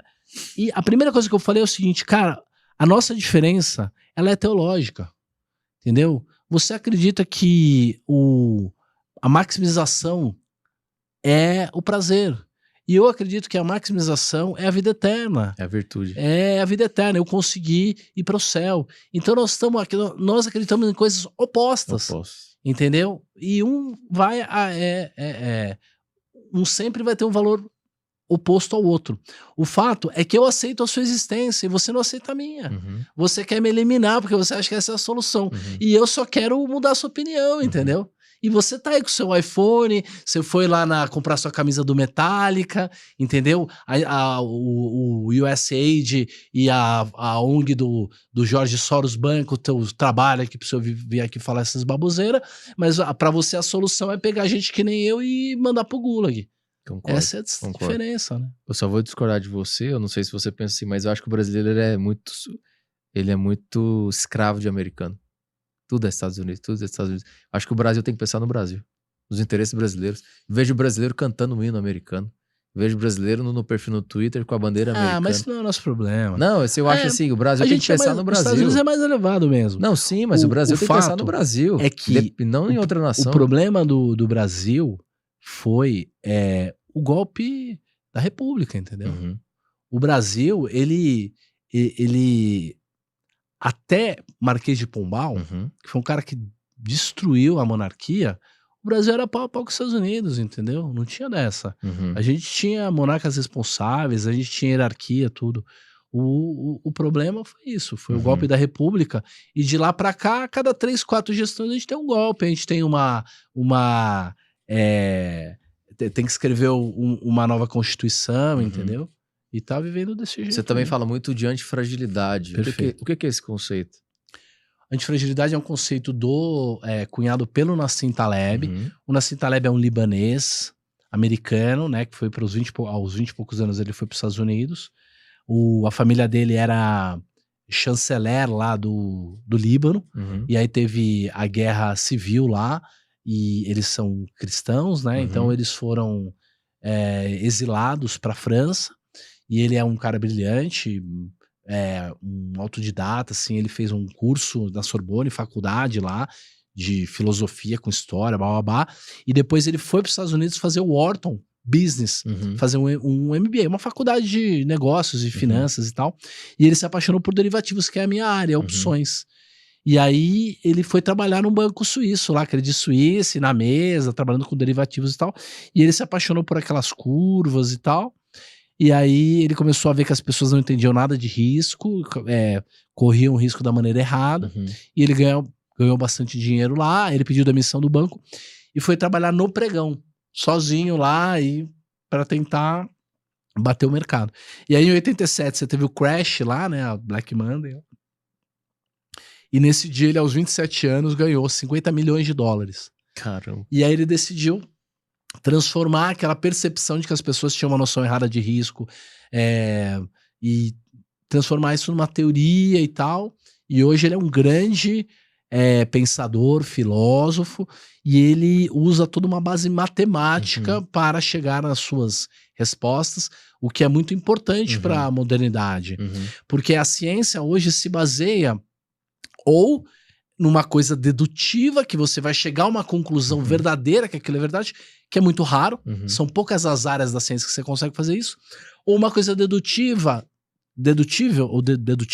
que você vai precisar fazer estatística e pegar dados, processos e calcular lá a probabilidade, a média e tal, para chegar numa verdade. E as ciências sociais, por exemplo, são uma pseudociência. É tudo uma fraude. Entendeu? Todos os trabalhos de behaviorismo, de psicologia, de economia, tudo é uma grande fraude porque eles usam a matemática errada, eles usam as distribuições erradas. Então, essa é a missão do Taleb, é explicar isso. E o que é antifragilidade? Você falou uma grande fraude, por que essa fraude é aceitável? Porque as pessoas não conhecem matemática o suficiente para ler as propriedades do estudo, da conclusão estatística que o cara chegou e falar, não, você não pode pegar 100 crianças e fazer um estudo e chegar à conclusão que o QI médio do brasileiro é 87. Isso não se faz. O fato tá errado. Tá errado até a maneira como a matemática é feita. Por exemplo, eles usam a distribuição normal da probabilidade. Só que a distribuição normal ela só funciona para coisas que estão sujeitas à lei da gravidade. Vamos colocar 30 mil pessoas no estádio. Aí nós vamos medir coisas que estão sujeitas à lei da gravidade. Tamanho da circunferência do cérebro. 40 centímetros de circunferência. Cara, isso aí tá sujeito à distribuição normal, à lei da gravidade. O desvio padrão, a média, tudo vai funcionar perfeitamente. Lei dos grandes números. Você vai medir a média, 40 centímetros, você pode colocar o cara com a maior cabeça do mundo lá, você não consegue mexer na média. É matematicamente impossível, porque está sujeito à lei da gravidade. Se você for medir um dado comparativo, um dado social, não está sujeito a nada. Vamos considerar, ao invés do tamanho da circunferência média da cabeça, a renda média. Beleza.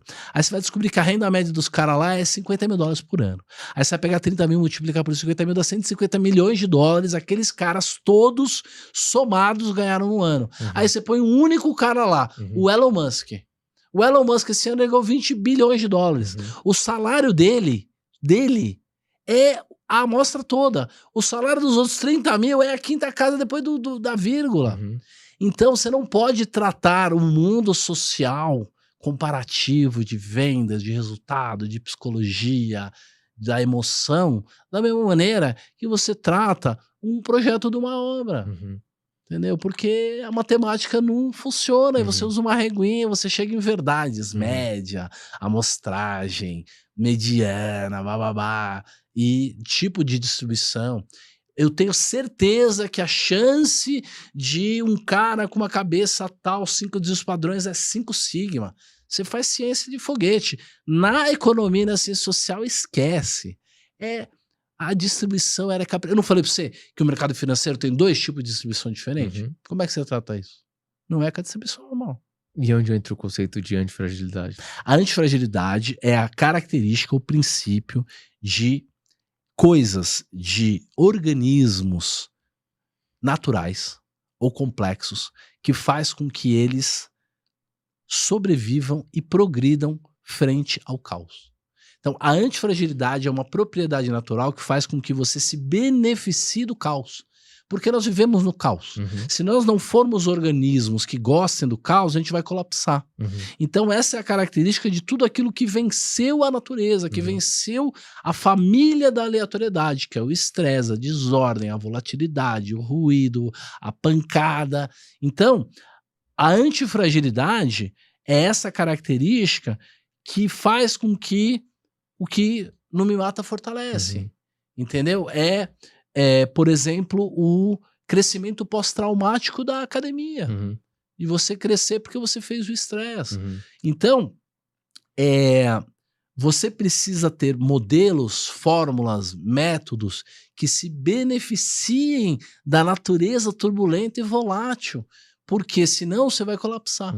E você tem que encarar a natureza de uma maneira que aquela aleatoriedade, que aquela bagunça, que aquele caos, que aquela desordem, você use aquela informação a seu favor para você progredir. Então, é por isso que as startups funcionam. Porque elas quebram logo, dão certo, e uma carteira é assim. E você pode olhar na natureza as coisas que deram certo, elas costumam ter esse tipo de característica. Cidades que progrediram, como Roma e tal, ela tem antifragilidade. Empresas deram certo, entendeu? Por que o cristianismo deu certo? Ele tem antifragilidade. Por que é uma filosofia mais robusta do que o estoicismo? é antifrágil enquanto o estoicismo é robusto. Porque o estoicismo, ele te promete que você não vai sofrer nessa vida e que você vai ter uma vida estética, e é uma promessa pequena. A promessa do cristianismo Contrário. é a vida eterna. A vida não tem preço, é antifrágil. Agora, enquanto o estoicismo é robusto e o cristianismo é antifrágil, o niilismo, o ateísmo, ele é frágil. Ele é frágil. Por isso que as feministas não vão deixar filho. Ele não se sustenta. Eles não vão deixar filho. Eles querem educar os nossos filhos, eles querem corromper os nossos filhos, porque eles não têm filhos. Você falou de não deixar filho, até um ponto que eu queria falar, que um desses aspectos do colapso é a taxa de natalidade. Isso é um problema mundial. É, gravíssimo. Né? Você acha que os governos deveriam incentivar... O governo deveria acabar. Não, eu sei, mas eu tô falando assim, dentro... Tô te brincando. Né? Você acha que os governos deveriam incentivar as famílias a ter filhos? Porque as pessoas não querem ter filhos. O governo deveria baixar o imposto. As pessoas se motivariam a ter filhos. Mas hoje o governo não tem que interferir. Mas o que eu vejo é o governo não tem que fazer política pró coisas. Ela tem que fazer política contra. O governo mas tem que tentar proteger. Então, mas dentro da ideologia woke que veio, as pessoas hoje preferem ter cachorro. Então, mas isso é uma coisa também da cidade grande, do custo de vida muito caro, dessa coisa da cultura errada, de não ter Deus e tal. Então, o que nós devemos, na verdade, é deixar as filosofias naturais tomarem conta. Como que a gente resolve isso, então? Cara, incentivando conversas da gente. Você fala, igreja, levando pra igreja, por exemplo. Evangelizando. Ou na minha empresa, eu conversando com meus filhos. Filhão, cara, se você ficar solteiro até os 40... Cara, você vai se detonar, você não vai conseguir criar riqueza, você precisa ter o desejo de casar com uma única pessoa, entendeu? Se você tiver um monte de parceiro, todo mundo tem que conversar com todo mundo, entendeu? E a gente tem que mudar de um por um. Agora, o Estado vai chegar e aí o Estado não vai fazer nada. O Estado é uma máquina feita, o Estado, ele é o bandido estacionário, entendeu? Ele é o gangsta. Tem uma outra questão também que eu queria falar com você, que é o seguinte: o Brasil foi contaminado, infestado agora com essa questão de apostas, né? Os times de futebol, todos no Campeonato Brasileiro, todos, se não tiver uma exceção de um, mas tem a marca estampada na camisa de bet, né? De apostas. Você é a favor disso? Não só das bets, mas também da instalação de cassinos no Brasil? Muitos liberais defendem, falam, vai gerar emprego, vai gerar renda, etc. Mas do outro lado, a gente gera uma série de problemas, vício e uma série de coisas. O que você acha disso tudo? O problema de ser proibido e de não ter é que quando você libera, você tem o surto do vício. Então, as coisas deveriam estar disponíveis para que as pessoas tivessem experiências e que elas pudessem ter o aprendizado natural do crescimento, da evolução. Então, por exemplo, quando alguém fala assim, o cara tá vendendo um curso de investimento de trade do Bitcoin, do não sei do que tá enganando, que é uma fraude. Eu entendo, tá errado, esse cara deveria estar preso, alguma coisa assim, mas o fato é que dele estar incentivando as pessoas a pensarem em investir, em poupar e tal, o mesmo cara que foi enganado, depois ele vai investigar e ir atrás, ele vai acabar chegando no vídeo do Barça, de não sei do que, do Warren Buffett, do primo meu, do Charles e tal, e vai acabar se apaixonando por investimento. Então, a experiência de você apostar dinheiro no esporte por si só pode ser um passo interessante para se apaixonar por odds, probabilidade, chance. Por exemplo, eu durante anos, um ano e pouco da minha vida que eu morei em Brasília, Ribeirão Preto, tal, que eu tava montando corretoras lá, eu apostava em jockey. Eu fazia estatísticas e tal, e eu apostava no cavalo e tal. Tava errado, o modelo era ruim, eu corri um risco que eu não deveria ter corrido, eu ganhei dinheiro, mas foi um grande aprendizado. Então, o fato é o seguinte, o brasileiro, ele não tem condição emocional de fazer o negócio da aposta. Então, além de ser uma coisa destrutiva, não traz nenhum valor agregado, mas o brasileiro não tem o anticorpo disso. Por isso que eu acho que, por exemplo, drogas deveriam ser livres, uma série de coisas deveriam ser livres, por quê? Não é porque eu sou a favor delas, eu sou contra todas essas coisas, acho que a gente não deveria fazer. Mas olha o que você tá falando, você falou, Aham. deveria ser livre, né? É, Aí a galera que tá te assistindo já te rotula de esquerda. É essa a discussão que eu falo. claro. Você entendeu o que eu tô falando? Então, mas você lê um livro do Rothbard, se Não, você eu lê tam- um livro da economia austríaca, Eu também sou a eles favor. também são a favor Eu disso. também sou a favor Ah. que seja livre. É. A pessoa ela tem a escolha. Até Agora, porque, qual a diferença do Vinvance para aquele que vende no pino lá na esquina? sim. É só O problema é que a nenhuma. discussão no Brasil é rasa. É. Tudo é rotulado. Poxa, eu queria saber de você então, qual que é o papel do cristianismo em tudo isso? Porque você disse que a solução, eu falei da questão da natalidade, de o Estado fazer algumas políticas de incentivo para ter filhos, você falou contra, né? E a gente chegou aqui a um acordo que seria através da igreja. Qual que seria o papel do cristianismo? Porque hoje, isso inclusive eu faço uma meia-culpa porque eu sou evangélico e eu vi isso dentro das igrejas. Eu sou um cara que frequenta bastante igreja e vi a igreja se misturar com política e eu tenho totalmente nojo disso. Sim. Como que a igreja, como que fica o cristianismo dentro disso tudo? Cara, eu acho que se as pessoas se propusessem a estudar Cristo como um exemplo, a copiá-lo, a colocá-lo como uma matéria, como uma diferenciação, como um exemplo a ser. Se cada um, quando fosse tomar uma decisão, pensasse o que Cristo faria, eu acho que a gente solucionaria os problemas mesmo. Eu acho que é simples nesse sentido, da gente realmente entender todos os exemplos, a genialidade dele, da tomada de decisão, de não ter o estereotipo, ele foi um cara bonzinho que foi enganado, injustiçado. Ele era um líder, ele era um mestre. Não, não. Ele era Deus mesmo, ele veio aqui, ele deu todas as lições necessárias. Então tem lição de empreendedorismo, tem lição de aprendizado, de amor, tem lição de perdão, tem todos os tipos de lição que você precisar, tem lá. O que você precisa, na verdade, é enxergar como é que você aplica isso no mundo normal. Eu acredito mesmo que a gente pode ter uma sociedade em que o objetivo das pessoas seja ajudar uns aos outros a se salvarem, entendeu? A ter uma vida elevada. E eu acho que os estados, nesse sentido, seriam muito menores.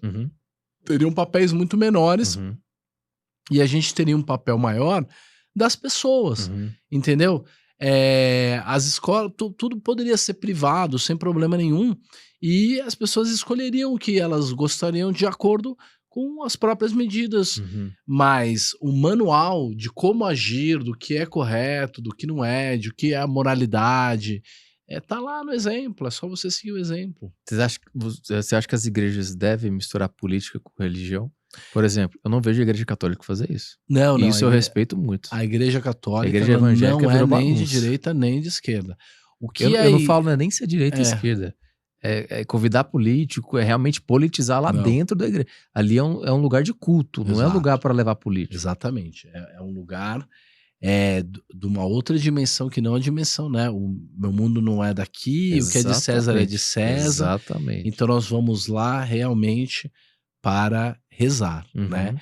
Eu tenho muitos amigos que a gente faz conteúdo junto, a gente dá aula, a gente faz palestra, a gente conversa sobre política e nós frequentamos a mesma igreja, somos amigos do mesmo padre, mas quando nós estamos lá, nós jamais discutimos política. Com certeza. Funciona muito bem. Não precisaria discutir política. A política não precisaria ser um tema de ideologia. Porque, na verdade, a política ela tenta assumir uma dimensão que não é uma dimensão dela, que é a dimensão da moralidade e tudo mais. A política deveria ser uma ciência de como tapar buracos e dividir pobreza, entendeu? Dividir escassez, como é que eu consigo... É para isso que serviria a política, não para discutir filosofia e ideologia. Isso não é o papel da política, né? E hoje tá tudo, além de ser polarizado, é tudo politizado. Sim. Todos os temas, né? Não tem uma discussão Sim. filosófica profunda. Sim. Né? Uma das coisas que eu acho interessante, eu acho que é positivo no governo Trump, é que ele tá acabando com a agenda woke. E a tendência é que isso também chegue no Brasil. Né? Como que você tem visto isso? Porque é uma agenda que vamos dizer, nasceu fracassada, né? Como é que você vai querer empurrar algo que não é da vida real, né? Você quer pegar algo da minoria e empurrar para a maioria. Isso não vai funcionar. Então, e isso ajudou a esquerda por um tempo, porque foi uma maneira de transformar uma mentira, que era o comunismo, Uhum. em alguma coisa aplicável, que foi a escola de Frankfurt, que na verdade não foi em Frankfurt, foi nos Estados Unidos, porque os Uhum. caras estavam fugindo da Segunda Guerra, o pessoal de Frankfurt. E o Marcuse, lá, aquela turma, criou essa teoria crítica e tal, em que você vai politizar tudo, tudo à esquerda, você vai acabar com a família, que é o inimigo e tal. Isso é uma coisa extremamente satanista, do mal mesmo. Coloca minoria contra minoria, coloca pai contra filho, coloca vizinho contra vizinho. Não tem nenhuma base. Uhum. E você consegue, através de uma doutrinação e de um controle da mídia Uhum. e dos meios econômicos, você consegue implementar isso e manter por algum tempo, mas é insustentável. Uhum. Porque a menor minoria que existe é o indivíduo. Uhum. E o indivíduo não está sendo representado por nenhuma minoria. E, de fato, as minorias intolerantes, elas são muito poderosas. O Taleb explica isso nas teorias dele. Uhum. Mas a cultura woke, ela fragiliza, ela empobrece quem a implementa. Ela fragiliza, ela tira recursos. Então os países, as cidades, as empresas, eles estão empobrecendo, eles estão colapsando. Então eles têm que mudar rapidamente isso. Até que as empresas estão acabando com as políticas de diversidade, né? E a própria esquerda também vai ter que abraçar outros tipos de agenda e tipos de ideologia que não sejam essas, porque essas daí não vão mais, não vão cola mais mais. colar. É óbvio que a gente pode ter um pêndulo enorme daqui, sei lá, alguns séculos, voltar a esse essa revolução, esses revolucionários, esse relativismo, mas eu acho que o sofrimento que o mundo está se encaminhando, está passando, esse dilema, vai levar as pessoas a voltarem a ter um pouco mais de pé no chão e acreditarem na verdade, no que elas veem, não naquilo que dizem que é a verdade, né? E que é palpável, né? Não adianta eu Claro. ficar num discurso que A não... grama é verde, Exatamente, claro, que não acontece, que não é real, né? Exatamente. As Big Techs estão com esses movimentos agora, de tirar as políticas de diversidade. Você tem acompanhado isso? O que você Sim. acha? Questão do home office também, de voltar para as empresas, porque acaba de um jeito ou de outro acabando com a cultura. Você é a favor disso também? Eu acho que um dos caras mais malignos e destrutivos da sociedade, é um dos 4 ou 5 cavaleiros ali, é o Obama. E o Obama, ele colocou essa política DEI, inoculou na cultura de uma maneira que não seria aceitável. Eu me lembro de discutir com várias corporações, grandes empresas, sobre o absurdo que era isso, e as pessoas tentarem me doutrinar, dizer que eu estava errado e me cancelar e tal. E isso naturalmente está acontecendo, né? Essa mudança, ela está acontecendo, e as pessoas estão se sentindo aliviadas, né? De dizer, o gordinho, entendeu? Coisas que a gente não podia mais falar, entendeu? Então, é muito libertador. E o fato é que o bullying, de alguma maneira, em algum modo, ajuda os fracos, entendeu? No sentido de que a pressão é um privilégio. Você precisa ser incentivado. É claro que alguns vão ter traumas, vão precisar fazer psicólogo e tal, mas é da vida. Você não pode deixar os seus filhos, a sua população numa bolha fragilizada, porque na hora que chegar o primeiro agressor, vai colapsar. Imagina a hora que a China ou que os muçulmanos invadirem o Ocidente, de fato, não só do jeito que eles estão invadindo, assim, indiretamente, mas de fato, como você falou, com armas e conflito e tal. A população do jeito que estava, fragilizada, efeminada, sojificada, estava simplesmente indo pro colapso. Então, a gente tá indo pro outro lado do pêndulo e é muito satisfatório ver isso. Voltar a virar moda o pessoal rezar, voltar a virar moda o cara casar cedo. Exato. E o cara que foi criado pela geração X, pelo boomer, pelo cara revolucionário, pelo cara liberalzinho e tal, o filho dele, ele quer ser um tradicionalista, ele quer ser um conservador, porque ele vê a destruição que foi na vida dele. Então, hoje tem mais jovem entrando na igreja católica para ir na missa em latim do que para ver o o outro padre liberalzão lá de esquerda que fica lá usando aquela roupa de hippie, entendeu? Da teologia da libertação. O cara quer ir no tradicional, porque ele sabe que é isso que tem valor, é isso que vai ficar, é isso que conversa com a reminiscência, com aquela lembrança da grandiosidade que todo ser humano carrega no coração. Que é saber que tem uma coisa grandiosa que pode ser feita e que nós não estamos vendo. Tudo é feio, os prédios são feios, tudo é feio, entendeu? Com E a certeza. gente tá enaltecendo a feiura. Com Obra certeza. de arte moderna não é feia. Eu tava enchendo o seu saco aqui quando eu cheguei aqui te provocando que o Romero Brito é uma porcaria. Aquela obra é uma porcaria. O Roberto... como é que ele chama? Romero Brito é uma porcaria. Aquilo Que é isso? brega. Aquilo, se você tá aqui na nossa casa, você é brega. Esconda aquilo.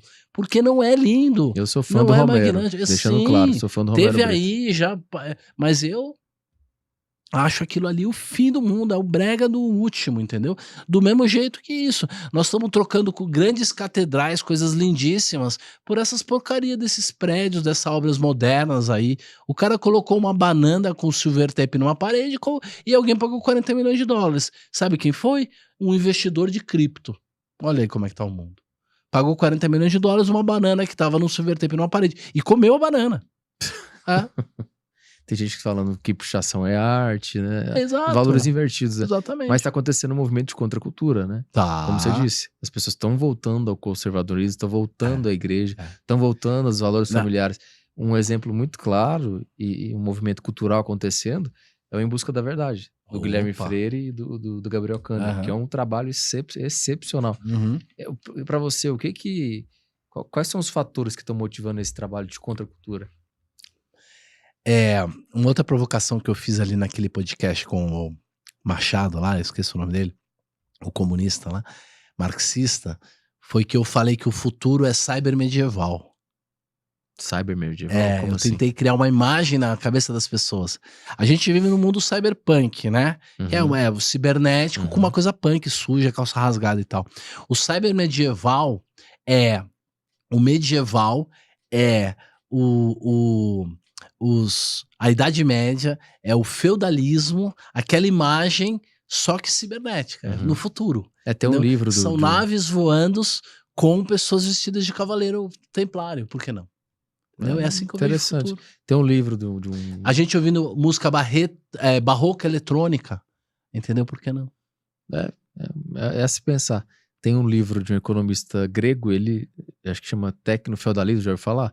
Então uma coisa assim. Ele fala que na verdade nós não estamos mais no capitalismo, a gente passou por um processo de transição e que hoje quem manda são as big techs, então a gente vive um momento de tecnocracia. E não sei se você concorda com isso também. Que as big techs estão acima do governo hoje. Então, por exemplo, Elon Musk, que é algo até bem contraditório. O cara é dono do X.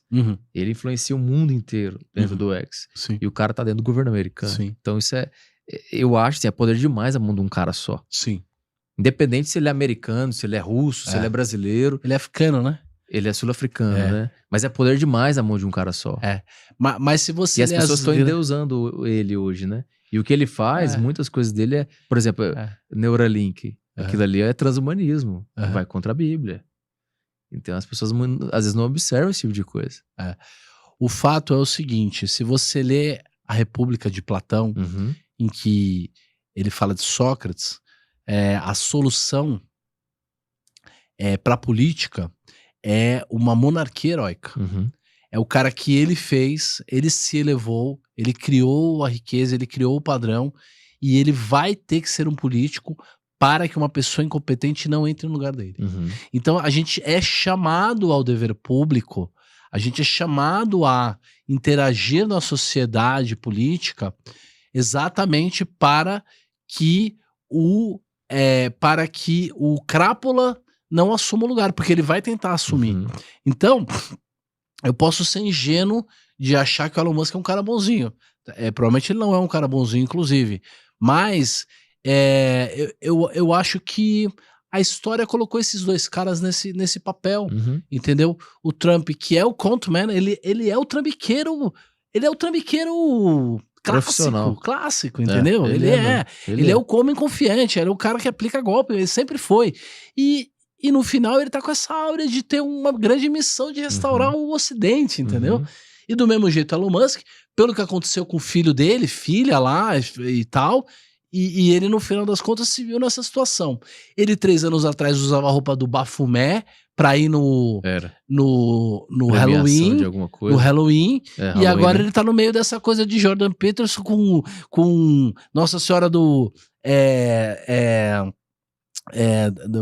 México lá, e com católicos e bispos e essa coisa toda. Então, é isso que eu tô dizendo. A gente tem que ser antifrágil, Uhum. tem que ter uma profissão ou uma carteira, ou fazer algo que vá se beneficiar do caos e do que vai acontecer nos próximos anos, e deleitar. Porque o que está acontecendo é incrível. Esse cara tanto pode trair o mundo e ser o anticristo, como de fato ele pode fazer parte dessa restauração. Uhum, E uhum, daqui 5.000 anos nós vamos estar num outro planeta, não sei uhum. aonde aí, entendeu? E tudo tá aí para ver, para acontecer. O fato é que a intervenção que acontece de cima para baixo, feito por pessoas que não têm skin the game, não têm responsabilidade, é o que degrada e fragiliza o mundo. Uhum. Um cara que tá colocando todo o dinheiro dele, todo o nome dele e o tempo dele. Cara, esse cara poderia estar numa ilha dormindo, Sim. entendeu? Com um monte de coisa, ele tá aí, entendeu? Sim. Ele não dorme, ele não tem uma casa. Só que a gente tem que entendeu? ter cautela quanto a Então, ele. mas quem é o cara magnânimo que você vai colocar no lugar dele? Os democratas? Não tô falando Xi pra colocar no Jinping? lugar dele. Eu tô falando que mas você tem que alguém ter cautela, porque precisa. as pessoas estão idolatrando o cara. Então, a gente precisa ficar otimista. Eu, como um trader, Uhum. eu sou otimista com a narrativa de curto prazo. Eu vou vendo, deu certo, não deu tal. Pra mim, as coisas estão alinhadas pra minha missão. Uhum. A minha missão é que todas as barreiras caiam para que eu possa levar a palavra de Cristo. Uhum. Se as barreiras não caírem, se os países não estiverem abertos para que eu possa entrar lá com o meu site, com as minhas pernas, ir lá e dizer, cara, tem uma saída, é assim, é uma carteira assim, Uhum. uma vida assim, você vai ter riqueza pessoal, você vai salvar sua família, você vai ser lembrado. Se eu não puder, se eu não tiver uma sociedade aberta o suficiente que eu possa fazer isso, ter as ferramentas para isso, Uhum. então eu não estou maximizando a minha Uhum. missão. Então, para mim, é melhor que o mundo seja o mais liberal possível Uhum. do que o mais controlado pelo Uhum. governo possível, Uhum. porque nesses lugares eu vou poder plantar minha semente. Eu vou poder falar de Cristo, Uhum. porque vai ser livre. Esse movimento de contra-cultura que eu mencionei, você acha que ele tá se dando por quê? Tá se dando porque ninguém aguenta mais de fingir que é bonito, que é feio. Uhum. É horrível. Essa cultura atual é horrorosa, entendeu? O cinema é ruim, a obra é ruim, o excesso de sexualidade é ruim, porque tira o interesse, tira o desejo, faz a gente ficar maluco. Então o fato é que a gente tá voltando pra beleza, a gente tá voltando pra verdade, pra justiça, pra beleza, pras virtudes, Pra né? Deus. E pra Deus, claro. E o meu professor é o Guilherme Freire, Uhum. entendeu? Eu sou classe Zoom do Em Busca da Verdade. Eu, Thales Gomes, Bruno Pereira, nós somos 50 pessoas ali, e a gente tem uma missão muito grande, entendeu?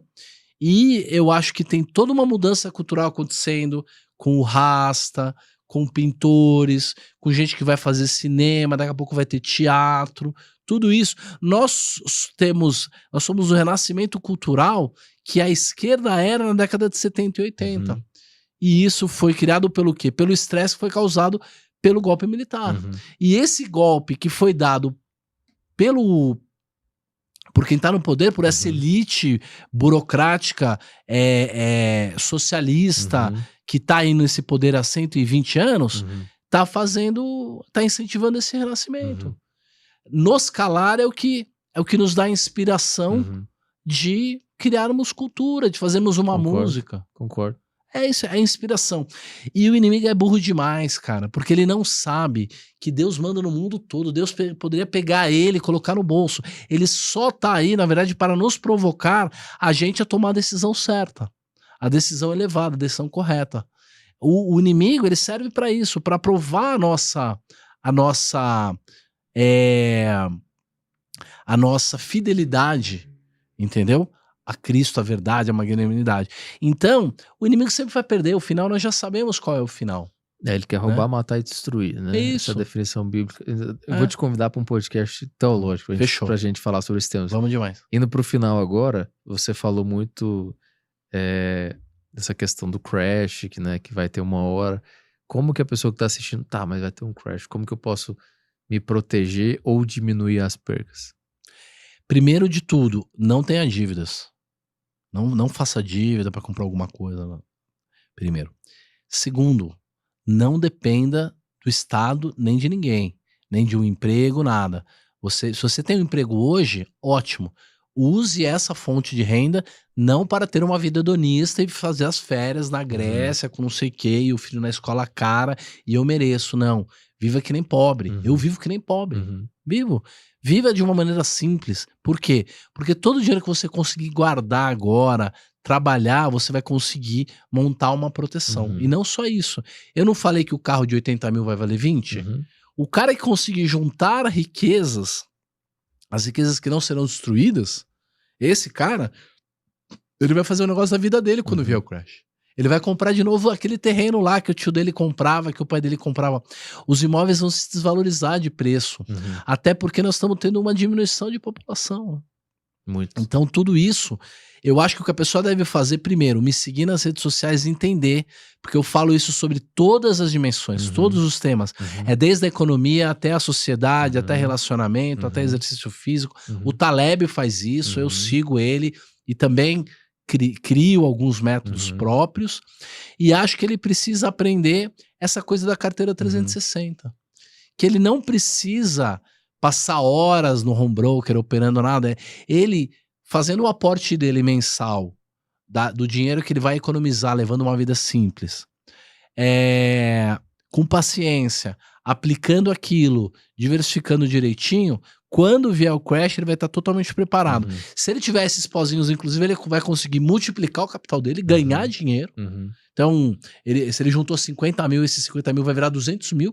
Só que o 200 mil vai comprar, vai ser muito mais, o que o milhão comprava antes. Exato. E aí ele vai comprar o que o milhão comprava antes. Quando o mercado voltar, porque as coisas vão voltar a ficar boas de novo, esse cara vai criar uma dinastia, uma família, uma tradição, ele vai criar um negócio.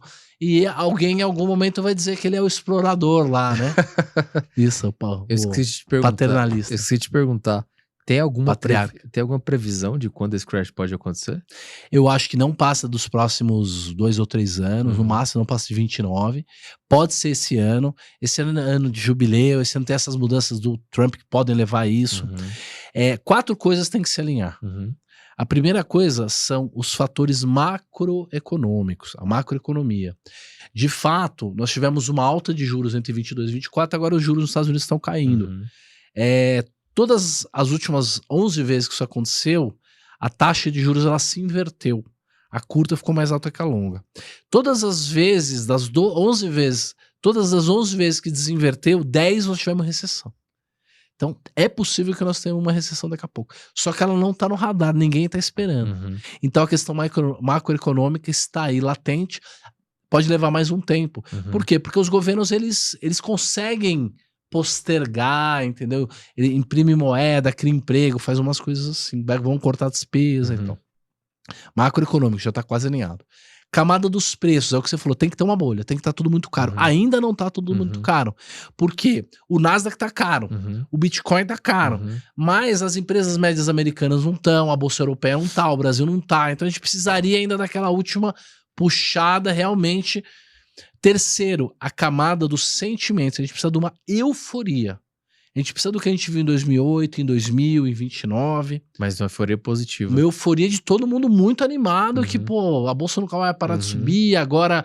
E normalmente isso acontece em períodos de cessar-fogo e de acordo de paz. Tá pra acontecer. Possivelmente tá chegando. Inclusive em Gaza ali também e tal. Beleza. Então, a euforia. A macroeconomia, a camada dos fundamentos dos preços. E o quarto é a energia acumulada e a volatilidade. Tem que ter muita energia acumulada. Eu tenho indicadores disso que eu aprendi lá com o Taleb. Nós já estamos em 90%. Então, não tá passou próximo, de 100%, então. já estamos na área de crash. Pode ser que volte um pouco, enrole um pouco mais. E normalmente isso acontece ou em fevereiro, março, abril, ou isso acontece entre setembro e outubro. Porque são os períodos propícios da Bolsa Americana que tem características. Então, talvez não seja agora, tá muito cedo, a gente acabou de começar um governo novo, a gente tá numa lua de mel ali, de uma euforia. Talvez seja entre setembro e outubro aí desse ano mesmo, se não pode ser aí em 26, Não passa do final do século. Quem não passa de tem 29. ativos, por exemplo, imobilizados, você indicaria vender esses ativos agora? Principalmente no Brasil. Vai vendendo com preço bom, vai pondo no CDI, vai aprendendo a investir. Tem que fazer. Não é que tem que zerar todos os imóveis. Uhum. Não, pode continuar. Mas se tudo que você tem é imóvel, você vai passar dificuldade. Porque tudo dá errado junto. Uhum. Aquele emprego que você achou que jamais ia te demitir, o cara te demite. Aquela teu portfólio que você achou que jamais ia cair, ele cai. Uhum. Aí você é obrigado a vender porque um parente seu fica doente, não pagou o plano de saúde. É um conjunto de fatores que dá errado que vai te obrigar a vender a pior coisa no pior preço, entendeu? E usar na pior condição. Então, você precisa considerar que isso vai acontecer em algum momento. E se você se preparar o suficiente, você vai até ser otimista com isso, como é o meu caso. Eu me divirto. Você tá tranquilo. Você se diverte, né? Galera, se prepara, tá chegando aí. Roxo, fenomenal. muito obrigado. Eu que agradeço enormemente. Pessoal, vou deixar as redes aqui do Roxo pra você seguir, canal do YouTube, Instagram, tudo aqui pra você seguir ele. Os links da minha revista, podcast, os meus links, tudo aqui embaixo. Queria te agradecer, você que veio até aqui comigo. Se inscreve no canal, deixe seu like, seu comentário. Queria te agradecer mais uma vez pela audiência. Até a próxima. Valeu!